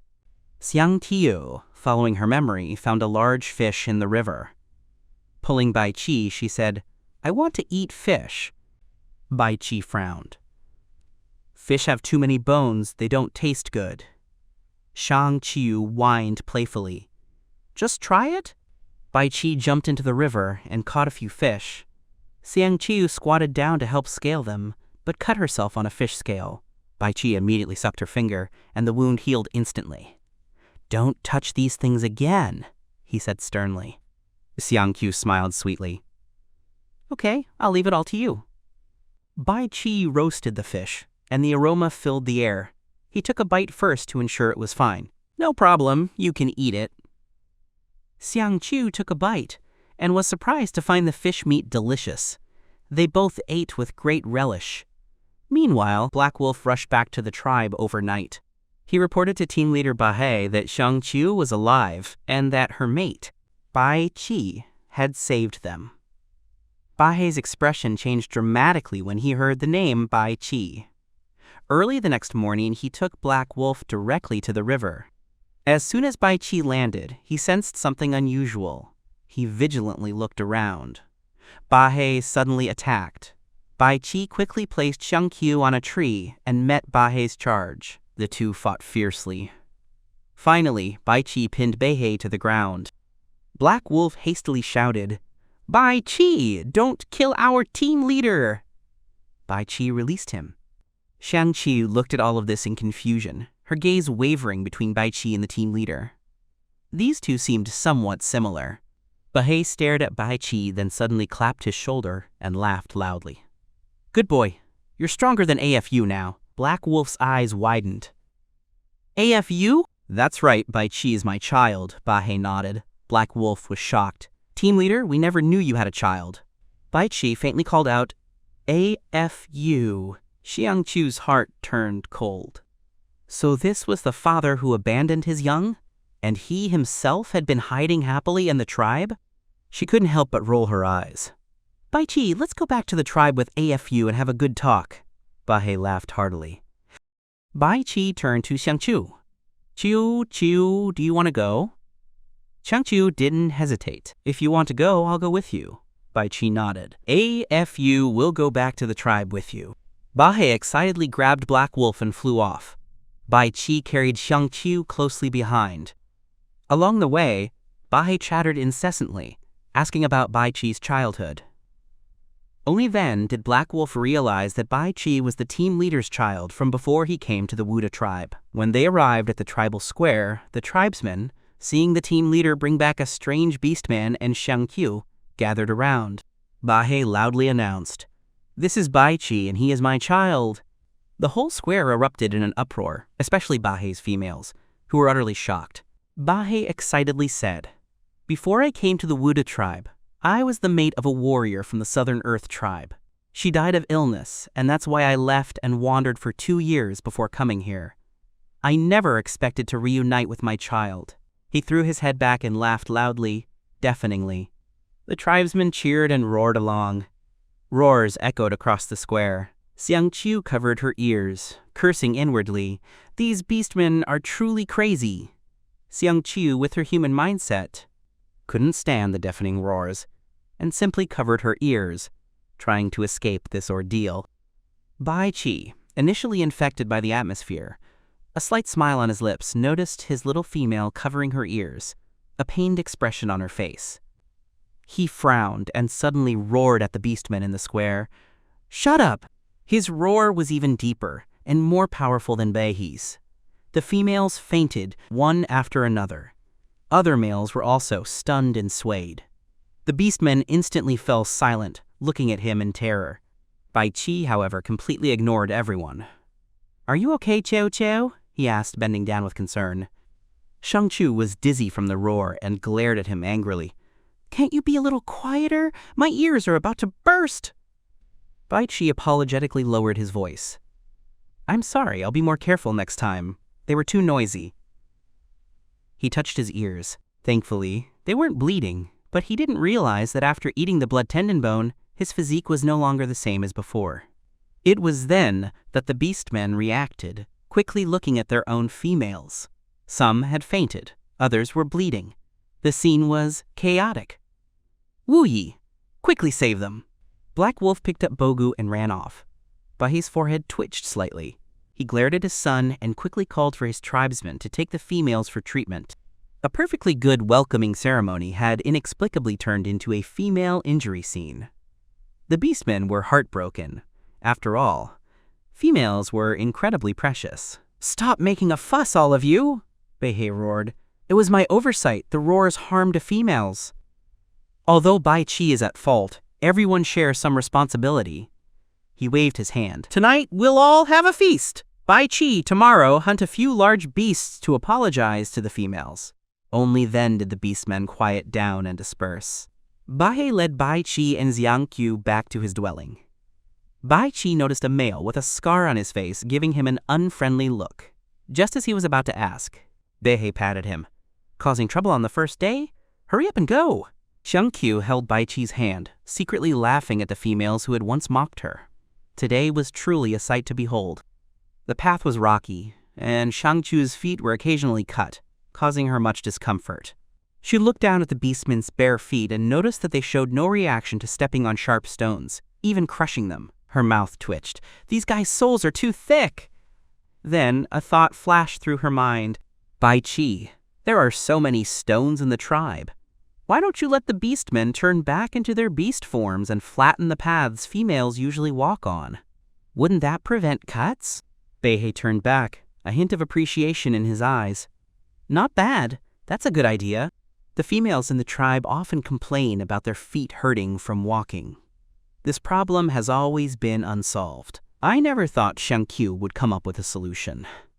He even deliberately stomped on a few stones, finding it quite amusing. But let's hurry! But he put away his playful mood and led the group onward. They arrived at the team leader's cave, which was spacious and bright. The stone bed was large enough for 4 people, and the furnishings were the most complete in the tribe. Aisha and Emma had already tidied up the cave. Seeing them enter, they quickly greeted them and invited them to sit. Emma handed Xiangqiu some fruits and said gently, "Child, you've been missing for so long. Everyone was so worried." Xiangqiu took the fruits and said apologetically, "I'm sorry for making you worry." Emma smiled and shook her head. "Xiangqiu, are you planning to mate with Bai Qi?" Xiangqiu nodded. "Yes, Bai Qi is already my male." Bai Qi's lips curved into a wide smile upon hearing this. Beihei stood up. "The Yellow Moon Festival is in a few days. I'll hold a mating ceremony for you two." Bai Qi readily accepted. "Thank you, AFU." Yang Qiu also had no objection. After all, a ceremony was better. At least it would be recognized by the beast gods. Beihei nodded in satisfaction, then suddenly suggested, "I'll take you to pick a good cave." Bai Qi quickly stopped him. "AFU, we don't plan to live in the tribe." Beihei frowned. "If not here, then where? The rainy season is coming, and it's not safe in the wild." Bai Qi explained, "We have a cave by the river. Its location is hidden, and it's quite good." Xiangqiu also echoed, "We don't want to live back in the tribe." Beihei still insisted, "After the rainy season, there's also the tide. It's too dangerous for you in the wild." Bai Qi was silent for a moment. "AFU. Let's discuss this when we get back." Beihei grew anxious. "You're not thinking of taking her back to the Yongtu tribe, are you?" Bai Qi implicitly agreed. Beihei sighed, his voice weary. "Child, AFU just saw you. Won't you spend more time with AFU?" Xiangqiu inwardly rolled her eyes. "Where were you before?" Bai Qi looked at Xiangqiu with difficulty. She softly said, "Let's go back and discuss it first. We won't be staying here tonight." Bai Qi nodded. Beihei sighed helplessly. "Youngsters, I can't control you anymore." Aisha interjected, "Today is a good day. Xiangqiu has returned safely, and you found your son. Shouldn't you be happy?" Beihei wiped his face and smiled again. "Haha, you're right. Tonight, everyone can eat their fill." Just as he spoke, the hunting team returned. Roars echoed in the square. "The barbecue can begin!" Beihei's eyes lit up, and he went to distribute the meat. Xiangqiu had just sat down, her bottom not yet warm, when Bai Qi said, "Tiu, let me carry you." Xiangqiu shook her head. "No, so many people are watching. It's too embarrassing." Bai Qi, without a word, directly scooped her up horizontally. "You are my female. Who dares to say anything?" Xiangqiu struggled. "Ah, put me down." Bai Qi carried Xiangqiu and strode towards the square. Seeing the beastmen's expressions in the square were off, he couldn't help but frown. A middle-aged beastman put down his prey and anxiously ran towards the Wuyi cave. "My Yaya has fainted." Other beastmen with mates also rushed to the Wuyi cave. The rest discussed amongst themselves. Yingxiao hurriedly ran back to his cave. Seeing that Kui was safe and sound, he breathed a sigh of relief. "Luckily you didn't go to the square. What happened to Miao Shaochui and the others?" Yingxiao briefly explained. "The team leader brought back his son and Xiangqi. Something happened in the square. Let's go eat roasted meat." He picked up Kui and walked towards the square. Miao Shaochui immediately saw Xiangqiu in the crowd and was stunned. She seems even more beautiful than before. Her soft, short hair and form-fitting beast skin clothes are completely different from the other females in the tribe. Yingxiao also stared, mumbling. "Yangqiu has become more beautiful." Bai Qi's face sank, and he coldly threatened, "If you keep looking, I'll dig out your eyes." Xiangqiu hid behind him, secretly cursing this group of unsophisticated beastmen. A beastman, unwilling to yield, shouted, "Xiangqiu is a female of our tribe. If you haven't mated, we have the right to pursue her. Bai Qi narrowed his eyes. What did you say? Several beastmen stepped forward. We want to challenge you. Bai Qi sneered. Come at me, all of you. After today, whoever dares to stare at my female, I'll beat them every time I see them. The beastmen were enraged and all stood opposite him, ready to teach him a lesson. The surrounding beastmen voluntarily moved back, forming a circle, excitedly preparing to watch the show. Xingqiu frowned. Why are they fighting again? Beihei stood in the crowd, smiling and crossing his arms. An adult male who doesn't fight for his female? What kind of male is he? 30 to 50 beastmen rolled up their sleeves. A muscular beastman stepped forward. Pick one! One-on-one! Don't think we'll go easy on you just because you're the team leader's son. Bai Qi stood with his hands behind his back, coldly saying, I said come at me, all of you! The beastmen laughed mockingly. All of us? You'll probably get your butt kicked. You'll lose face in front of the females. Bai Qi's pupils narrowed slightly, killing intent surging. It's not certain who will lose. His aura instantly erupted, and the beastmen opposite him couldn't help but discard their contempt.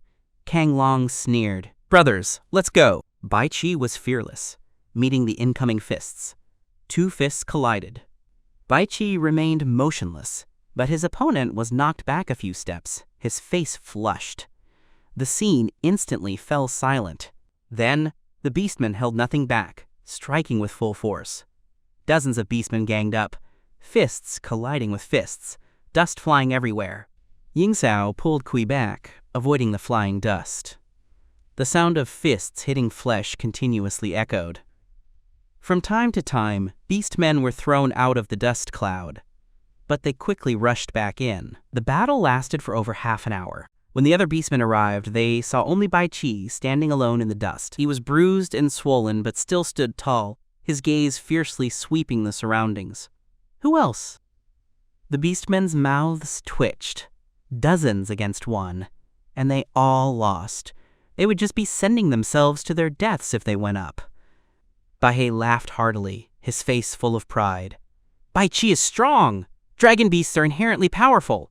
The defeated beastmen lowered their heads, silent and deeply ashamed. Xingqiu squeezed through the crowd, pulling Bai Qi away.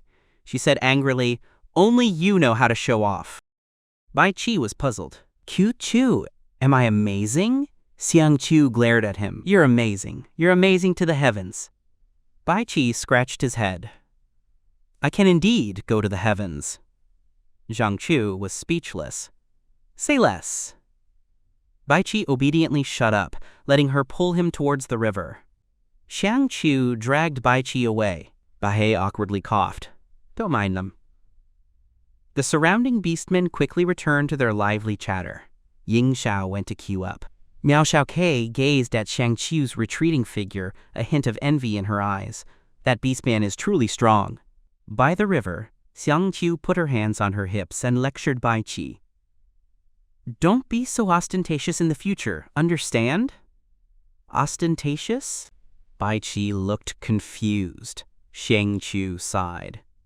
It's your behavior today. If you have strength, just know it yourself. You don't have to show off. Now everyone knows how powerful you are. Bai Qi scratched his head. Isn't it good for them to know? No one will dare to scheme against you. Xingqiu was speechless. Forget it. Let's talk about it when we get back. Now, you clean me up. Bai Qi, without a word, took off his beast skin skirt and jumped into the river.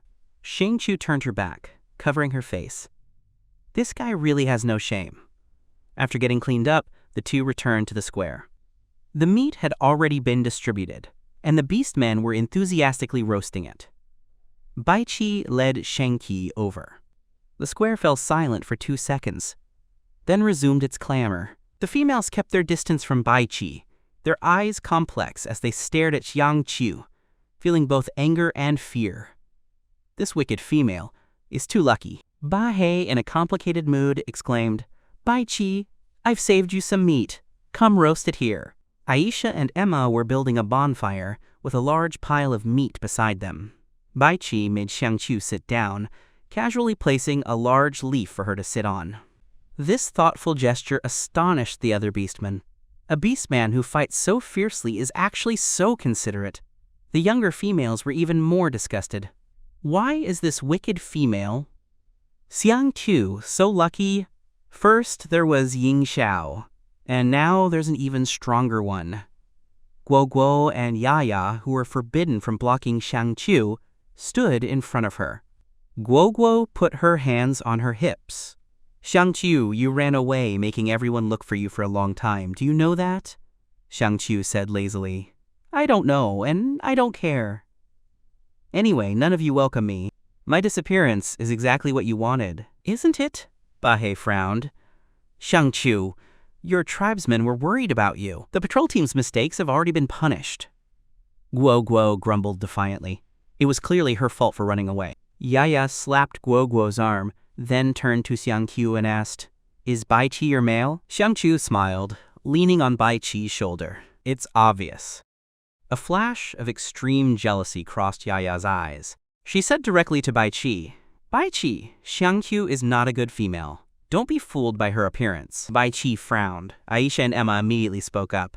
Yaya, don't say that about Xiang Tu. Yaya hummed aggrievedly. It's true. Emma, you can't favor her. Xiang Tu was unfazed, smiling as he asked, Then tell me, what's wrong with her? Guo Guo immediately interrupted. You made your father go on an adventure and caused him trouble. Isn't that bad? Yaya also chimed in. You can't do anything. Your mother died because you couldn't take care of her. You're lazy and have a bad temper. Ying Xiao didn't like you because of that either. Ying Xiao? Bai Qi frowned, looking at Xiang Tu. Miao Xiaochui also looked at Ying Xiao with surprise. Shang Xiu covered his forehead. Hey, why is the focus on Ying Xiao? Bai Qi asked coldly. Who is Ying Xiao? Guo Guo laughed. Ying Xiao used to be Xiang Chu's guardian beastman, but now he has Kui, so he hasn't liked her for a long time. Miao Xiaochui, blushing, quietly asked Ying Xiao, Brother Ying Xiao, is that true? Ying Xiao quickly explained, Okay, I'll ask the team leader to arrange the mating ceremony in a moment. All right. Miao Xiaochui nodded shyly, but her eyes were still fixed on the team leader, murmuring to herself. So Shang Qiu also has a connection with Ying Xiao. Bai Qi breathed a sigh of relief. As long as no one bothered his female, everything was fine. Aisha and Emma's faces darkened. Yaya, Guo Guo, that's enough. Stop talking. Shang Qiu's father's accident was an unfortunate event, and her mother's death had nothing to do with her. Now Shang Qiu has Bai Qi, and Ying Xiao has Kui. Isn't that perfectly fine? Yaya's eyes reddened with anger. You're just biased towards her. Xiang Qiu looked at them coldly. Do you want everyone to blame me and then kick me out? Bai Qi hugged her protectively. Qiu, it's my fault. If it weren't for me, you wouldn't have to come back and suffer this anger. Saying this, his gaze, sharp as knives, swept over Yaya, Guo Guo, and the silent tribesmen, finally settling on Bahei's face. AFU, I'm relieved to see you. We don't need to see each other again in the future. He pulled Shang Qiu, ready to leave. The tribesmen were stunned. Bei became anxious. What nonsense are you talking about? He turned to Yaya and Guo Guo and roared. You are females. Normally I can't bear to be harsh with you, but you are too thoughtless. You grew up with Zhang Qiu. Why do you insist on kicking her out of the tribe? Yaya and Guo Guo's faces paled with fear. They shrank into their respective father's arms, not daring to speak. Their fathers quickly said, Team leader, don't be angry, they're just thoughtless. We'll teach them a good lesson when we get back. Bahei's face remained stern. Today, in front of all the tribesmen, I want to clarify this. Xiang Qiu's father had an accident while picking snow crystal fruits. No one wanted that to happen. Her mother also passed away. As tribesmen, why weren't you more concerned about her? His gaze turned to Ying Xiao. And you, Ying Xiao, as a male, you violated the guardian beastman contract. Shang Qiu was a bit whimsical, but that's no reason for you to abandon her. Bahei knew in his heart that Shang Qiu had been spoiled, but now she was the female of his own cub, and he had to protect her. After these words, the tribesmen and Ying Xiao lowered their heads in shame. Thinking carefully, had Shang Qiu really committed an unforgivable mistake? No. So why did everyone dislike her so much? The females lowered their heads in shame, while the beastmen were confused. Yes, females are always whimsical. Why did we listen to Guoguo and them, abandoning the search for Shangqiu, and letting this outsider team leader's cub get a bargain? Shangqiu coldly observed the silent crowd. Ultimately, it was just out of a jealousy they couldn't even explain, and the beastmen simply blindly followed. Beihei shook his head in disappointment. You have disappointed me too much. Other tribes cherish their females, but you? Nothing good. Ying Shao, his face full of remorse, walked towards Xiangqiu, knelt on one knee and struck his chest with his right hand. I'm sorry, Xiaoqiu. Please forgive me for breaking the Guardian Beastman contract. It was wrong of me. Xiangqiu interrupted him directly. I forgive you. Ying Shao was stunned. Shangqiu emphasized, I said I forgive you, and I should even thank you. If you hadn't given up, I wouldn't have met my Baiqi. Baiqi's lips curved into a smile, and his hostility towards Ying Shao lessened a bit. Did you hear that? My Qiu doesn't like you at all. Go back and live happily with your current female two-minded beastman. The beast gods will punish you. Ying Shao was speechless. He took Miao Shaoqi's hand and walked towards team leader Beihei. Team leader, please hold a mating ceremony for us. Beihei raised an eyebrow. Are you sure? Ying Shao affirmed firmly, yes, I like Kui, and she likes me. We are already of mating age. Beihei looked at Miao Shaochui, who nodded, blushing. I am willing. Good, Beihei nodded. On the day the Yellow Moon Festival arrives, we will hold your mating ceremony. Oh, and that day, Baiqi and Shangqiu also. But Xiangqiu shook his head. Team leader, let's forget it. The tribe doesn't welcome us. We won't hold a ceremony in the Wuda tribe anymore. Baiqi echoed. Sorry, AFU, I don't like it here either. Beihei frowned, wanting to say more, but Baiqi had already spread his wings and picked up Shangqiu. I'm very happy to see AFU today, but it's getting late. We should go back. Aisha hastily exclaimed. You haven't eaten the roasted meat yet. Baiqi shook his head. No more. We lack nothing in our cave. I'm very sorry that the females were hurt today. Tomorrow, I will abide by Afu's punishment. Before he finished speaking, he had already flown far away with Shangqiu, leaving behind a group of astonished tribesmen. He can fly without being in beast form. This tribe is too strong. Aisha sighed. Were we too harsh on Shangqiu? She just lost her parents, and the tribesmen didn't like her either. Guoguo cried. It's all my fault. I shouldn't have said that about him. Guoguo's father comforted her. Don't cry. Tomorrow we'll go find Shangqiu and bring her back. Back in the cave, Xiangqiu had intended to discuss their future with Baiqi, but Baiqi seemed aggrieved. You didn't tell me you had a guardian beastman. Xiangqiu rubbed his forehead helplessly. Isn't that ancient history? Ying Shao hasn't liked me for a long time. Baiqi frowned. Mr. Chu, it's best that he was wrong about you. He was secretly glad that Ying Shao didn't like Xiangqiu, and he also thought Ying Shao was blind. Shangqiu is so good, how could he not like her? Xiangqiu didn't bother to respond. He got up and grabbed a fruit to munch on. He and I never mated, so there's no question of who was wrong about whom. We're together now, and it has nothing to do with them. Baiqi nodded vigorously. Then he suddenly asked, with a hint of menace in his tone, Did he ever take advantage of you before? Xiangqiu shook his head. No, my father never let Ying Shao near me when he was around.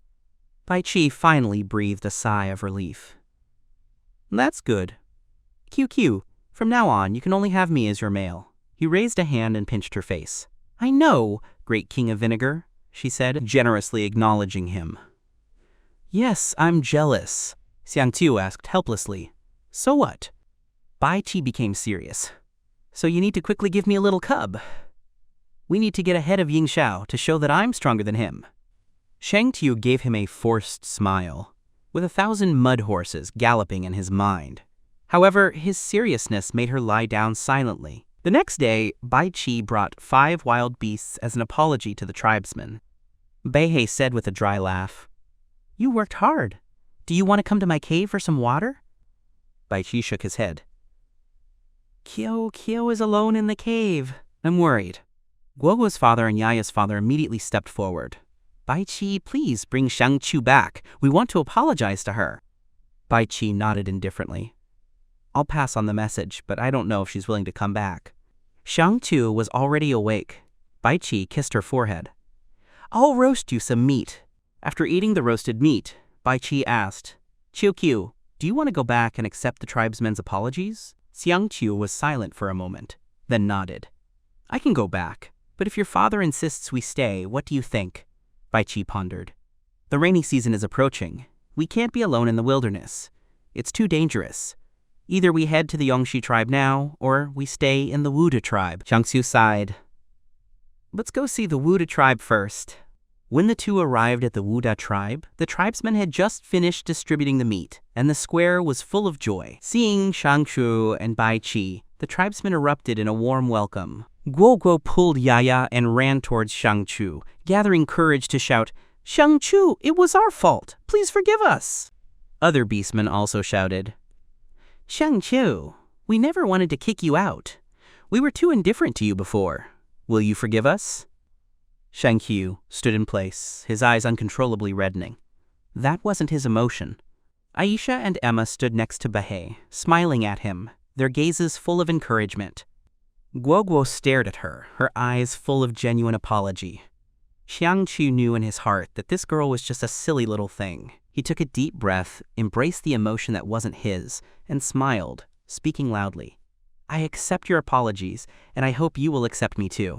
The old me was too whimsical and caused you a lot of trouble. I hope everyone forgets that ignorant me. After hearing this, all the tribesmen showed smiles of relief. They could see that Xiang Qiu had changed and that his temper had improved. Guo Guo's eyes were red. So we can still play together in the future? Xiang Qiu nodded. Yes. Bahei laughed heartily. That's more like it. The beastmen of our tribe are all good. If someone makes a mistake, they apologize, and that's it. From now on, if anyone says anything bad about Xiang Qiu, don't blame me for hitting them. The beastmen responded in unison. We agree, Bahei roared. So what are you waiting for? Start roasting meat. Tonight we feast. Xiang Qiu felt a lightness throughout his body, as if something had completely left him. He looked into the void, his heart at peace. Among the crowd, Ying Zhao felt someone looking at him, but there was nothing in that direction. He shook his head, dismissing it as an illusion. The square was bustling with continuous roars. Guo Guo quietly invited Xiang Qiu. Our family got a lot of meat today. Why don't you eat with us in your meal? Bahei gestured from the side, telling them to come closer. Xiang Qiu smiled and politely refused. Guo Guo, the team leader is calling us. Let's eat together next time. Guo Guo nodded. Okay, next time. Xiang Qiu waved goodbye and walked towards Bahei with Bai Qi. Guo Guo watched them leave, then said to Yaya in disbelief, I never thought Xiang Qiu would be so easy to deal with. Yaya agreed. Yeah, before, the way she looked at me was so annoying. Now she's different. Guo Guo was thoughtful. Has Xiang Qiu really improved? Yaya nodded. I think she's different. The two smiled at each other, their eyes full of relief, then each went home to roast meat. On Bahei's side, Aisha handed Xiang Qiu 2 fruits. Both for good children. Xiang Qiu took the fruits, smiling and nodding. Thank you, Mom. Bahei turned to Bai Qi, his tone resolute. Bai Qi, stay in the tribe. Bai Qi said faintly, I'm still considering it. Bahei slapped his knee. Considering what? As soon as the Wang Yi festival arrives, I'll hold your mating ceremony. Then you'll be together every day. And who knows? Maybe Choo Choo will get pregnant someday. Your mom Aisha and mom Emma can also help take care of the cub. Aisha and Emma's eyes lit up at the mention of a cub. They immediately promised, Don't worry, we don't have children of our own, but we have the most experience taking care of cubs. Xiang Qiu let out a dry laugh. It won't be that fast. Beastmen have difficulty reproducing. Although their lifespan is long, a mating pair usually has only 2 or 3 children at most.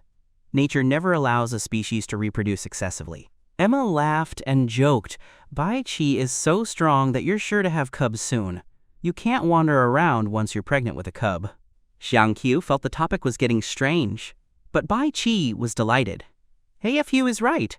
After we finish eating the roasted meat, help us find a bigger cave. Bahei laughed heartily. I've already chosen one for you. It's near my cave, the same size as mine. Bai Qi hesitated. Won't your tribesmen object? Beihei shook his head. Of course not. Your strength has already proven your qualifications. Besides, with me here, no one in the Wuda tribe would dare to drive you away. Bai Qi felt relieved. Then we'll come tomorrow to clean the cave and move in. Xiangqiu had no objection. After all, he was still living in a cave. He sighed inwardly. If he had known he would come to a place like this, he would have crammed in all the wilderness survival knowledge he could. As a pampered young man from a wealthy family, he had never been to the countryside. His ability to distinguish vegetables was based entirely on the knowledge he had acquired from learning to cook. Thinking of this, his gaze swept across the square. That fellow traveler was her name Kui, right? In the distance, Kui was curled up in Ying Shao's arms. Xiangqiu mused inwardly. This fellow traveler is adapting quite well, so uninhibited in public. In comparison, she would at most hold Bai Qi's hand. She would never be so shameless. The aroma of roasted meat permeated the air. Bai Qi handed the most tender piece of meat to Xiangqiu, casually asking, Qiu, what are you looking at? Xiangqiu withdrew his gaze. Nothing, just watching them eat so happily. Beihei laughed. The tribe thrives on excitement. That's why I wanted you to come back. I was afraid that if you didn't interact with outsiders for too long, you wouldn't dare to speak when you saw people again. Xiangqiu nodded. The team leader is right. Beihei waved his hand. What about team leader? Call me AFU, like Bai Qi does. Bai Qi chuckled. Exactly. Qiu should also change her address. Xiangqiu was direct. Where's my change of address fee? Under the expectant gazes of Bai Qi and Beihei, she calmly exclaimed, AFU. Beihei burst out laughing. Ha ha ha, good! Bai Qi also smiled. His female is so sensible and adorable. Xiangqiu muttered silently in his heart. Mom and Dad, I'm sorry. Your daughter got married without a dowry. The smell of roasted meat filled the square, and Bei's booming voice cut through the clamor, reaching everyone's ears. Xiangqiu sat next to Bai Qi, nibbling on fruit and roasted meat.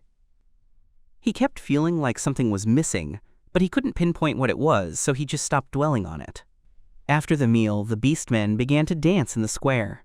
The males performed courtship dances, while the females gathered, critiquing whose dance was the most attractive. Bai Qi was eager to join. Xiangqiu quickly stopped him, shaking his head. Don't dance. I really don't like watching dancing. There was nothing wrong with the beastmen's dancing itself. The key was the exposure. She knew her own beastmen's assets quite well. There was no need to show them to others. Bai Qi looked a little disappointed. Xiangqiu leaned into his ear and whispered, If you like it, you can dance for me when we go back to the cave. Bai Qi's eyes lit up.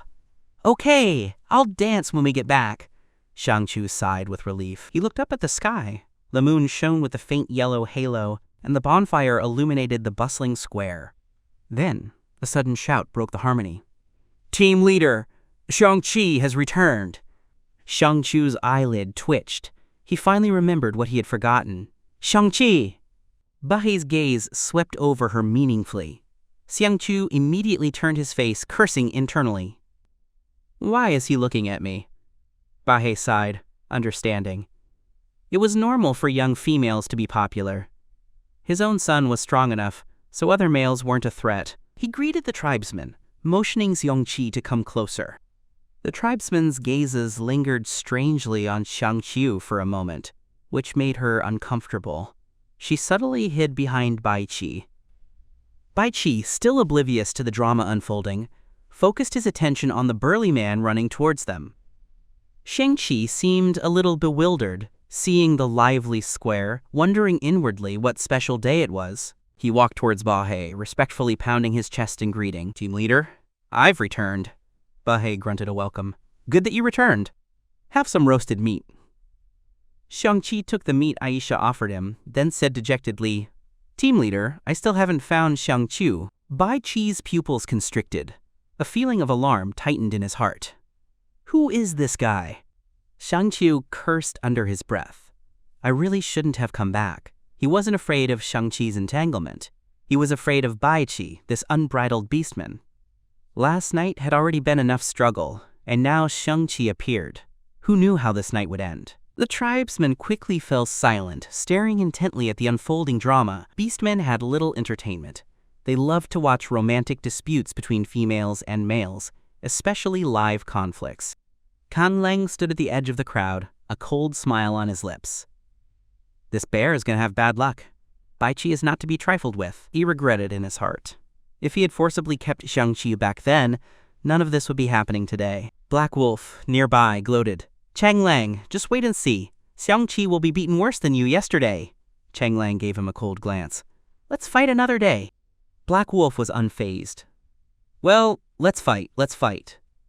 His admiration for Bai Qi grew a few more points. Bai looked at Xiangqi, feeling a pang of sympathy. This child is so serious. But unfortunately, he ran into Bai Qi. Powerful males always have to experience some setbacks. Bai's guilt over his past actions towards Xiangqiu dissipated considerably. Shang-Chi is already back. You don't need to look anymore. Shang-Chi's eyes lit up. Where? Xiangqiu took a deep breath, peeked out from behind Bai Qi, and smiled at Shang-Chi. I'm here. Thank you for always looking for me. As a token of my gratitude, tomorrow I'll have my male send you some prey. Xiang-Qi's smile instantly froze, his gaze fixed on Bai Qi, as if a knife was hidden in his eyes. Xiangqiu, you said you'd mate with me. The woman just wanted to eat a fruit, but was cruelly abandoned by her fiancé and collectively ostracized by all the females. The woman, desperate to die, jumped off a cliff but was saved. Unexpectedly, the dragon beast that saved her was the lost son of the team leader. Not only did he want to cling to her in various ways every day, but he was also a wild mouthpiece of aged shanxi vinegar. After Bai Qi saved her once again, Xiangqiu finally agreed to be with him. Just when Zhang Chu agreed to be with the beast man, Bai Qi confined her in the cave for 7 days straight.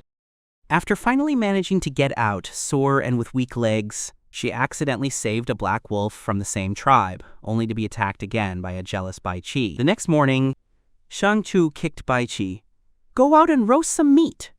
This beastman had tormented her all night. His waist was practically broken. Bai Qi happily got up to make breakfast and changed the black wolf's bandage by the river. In another day,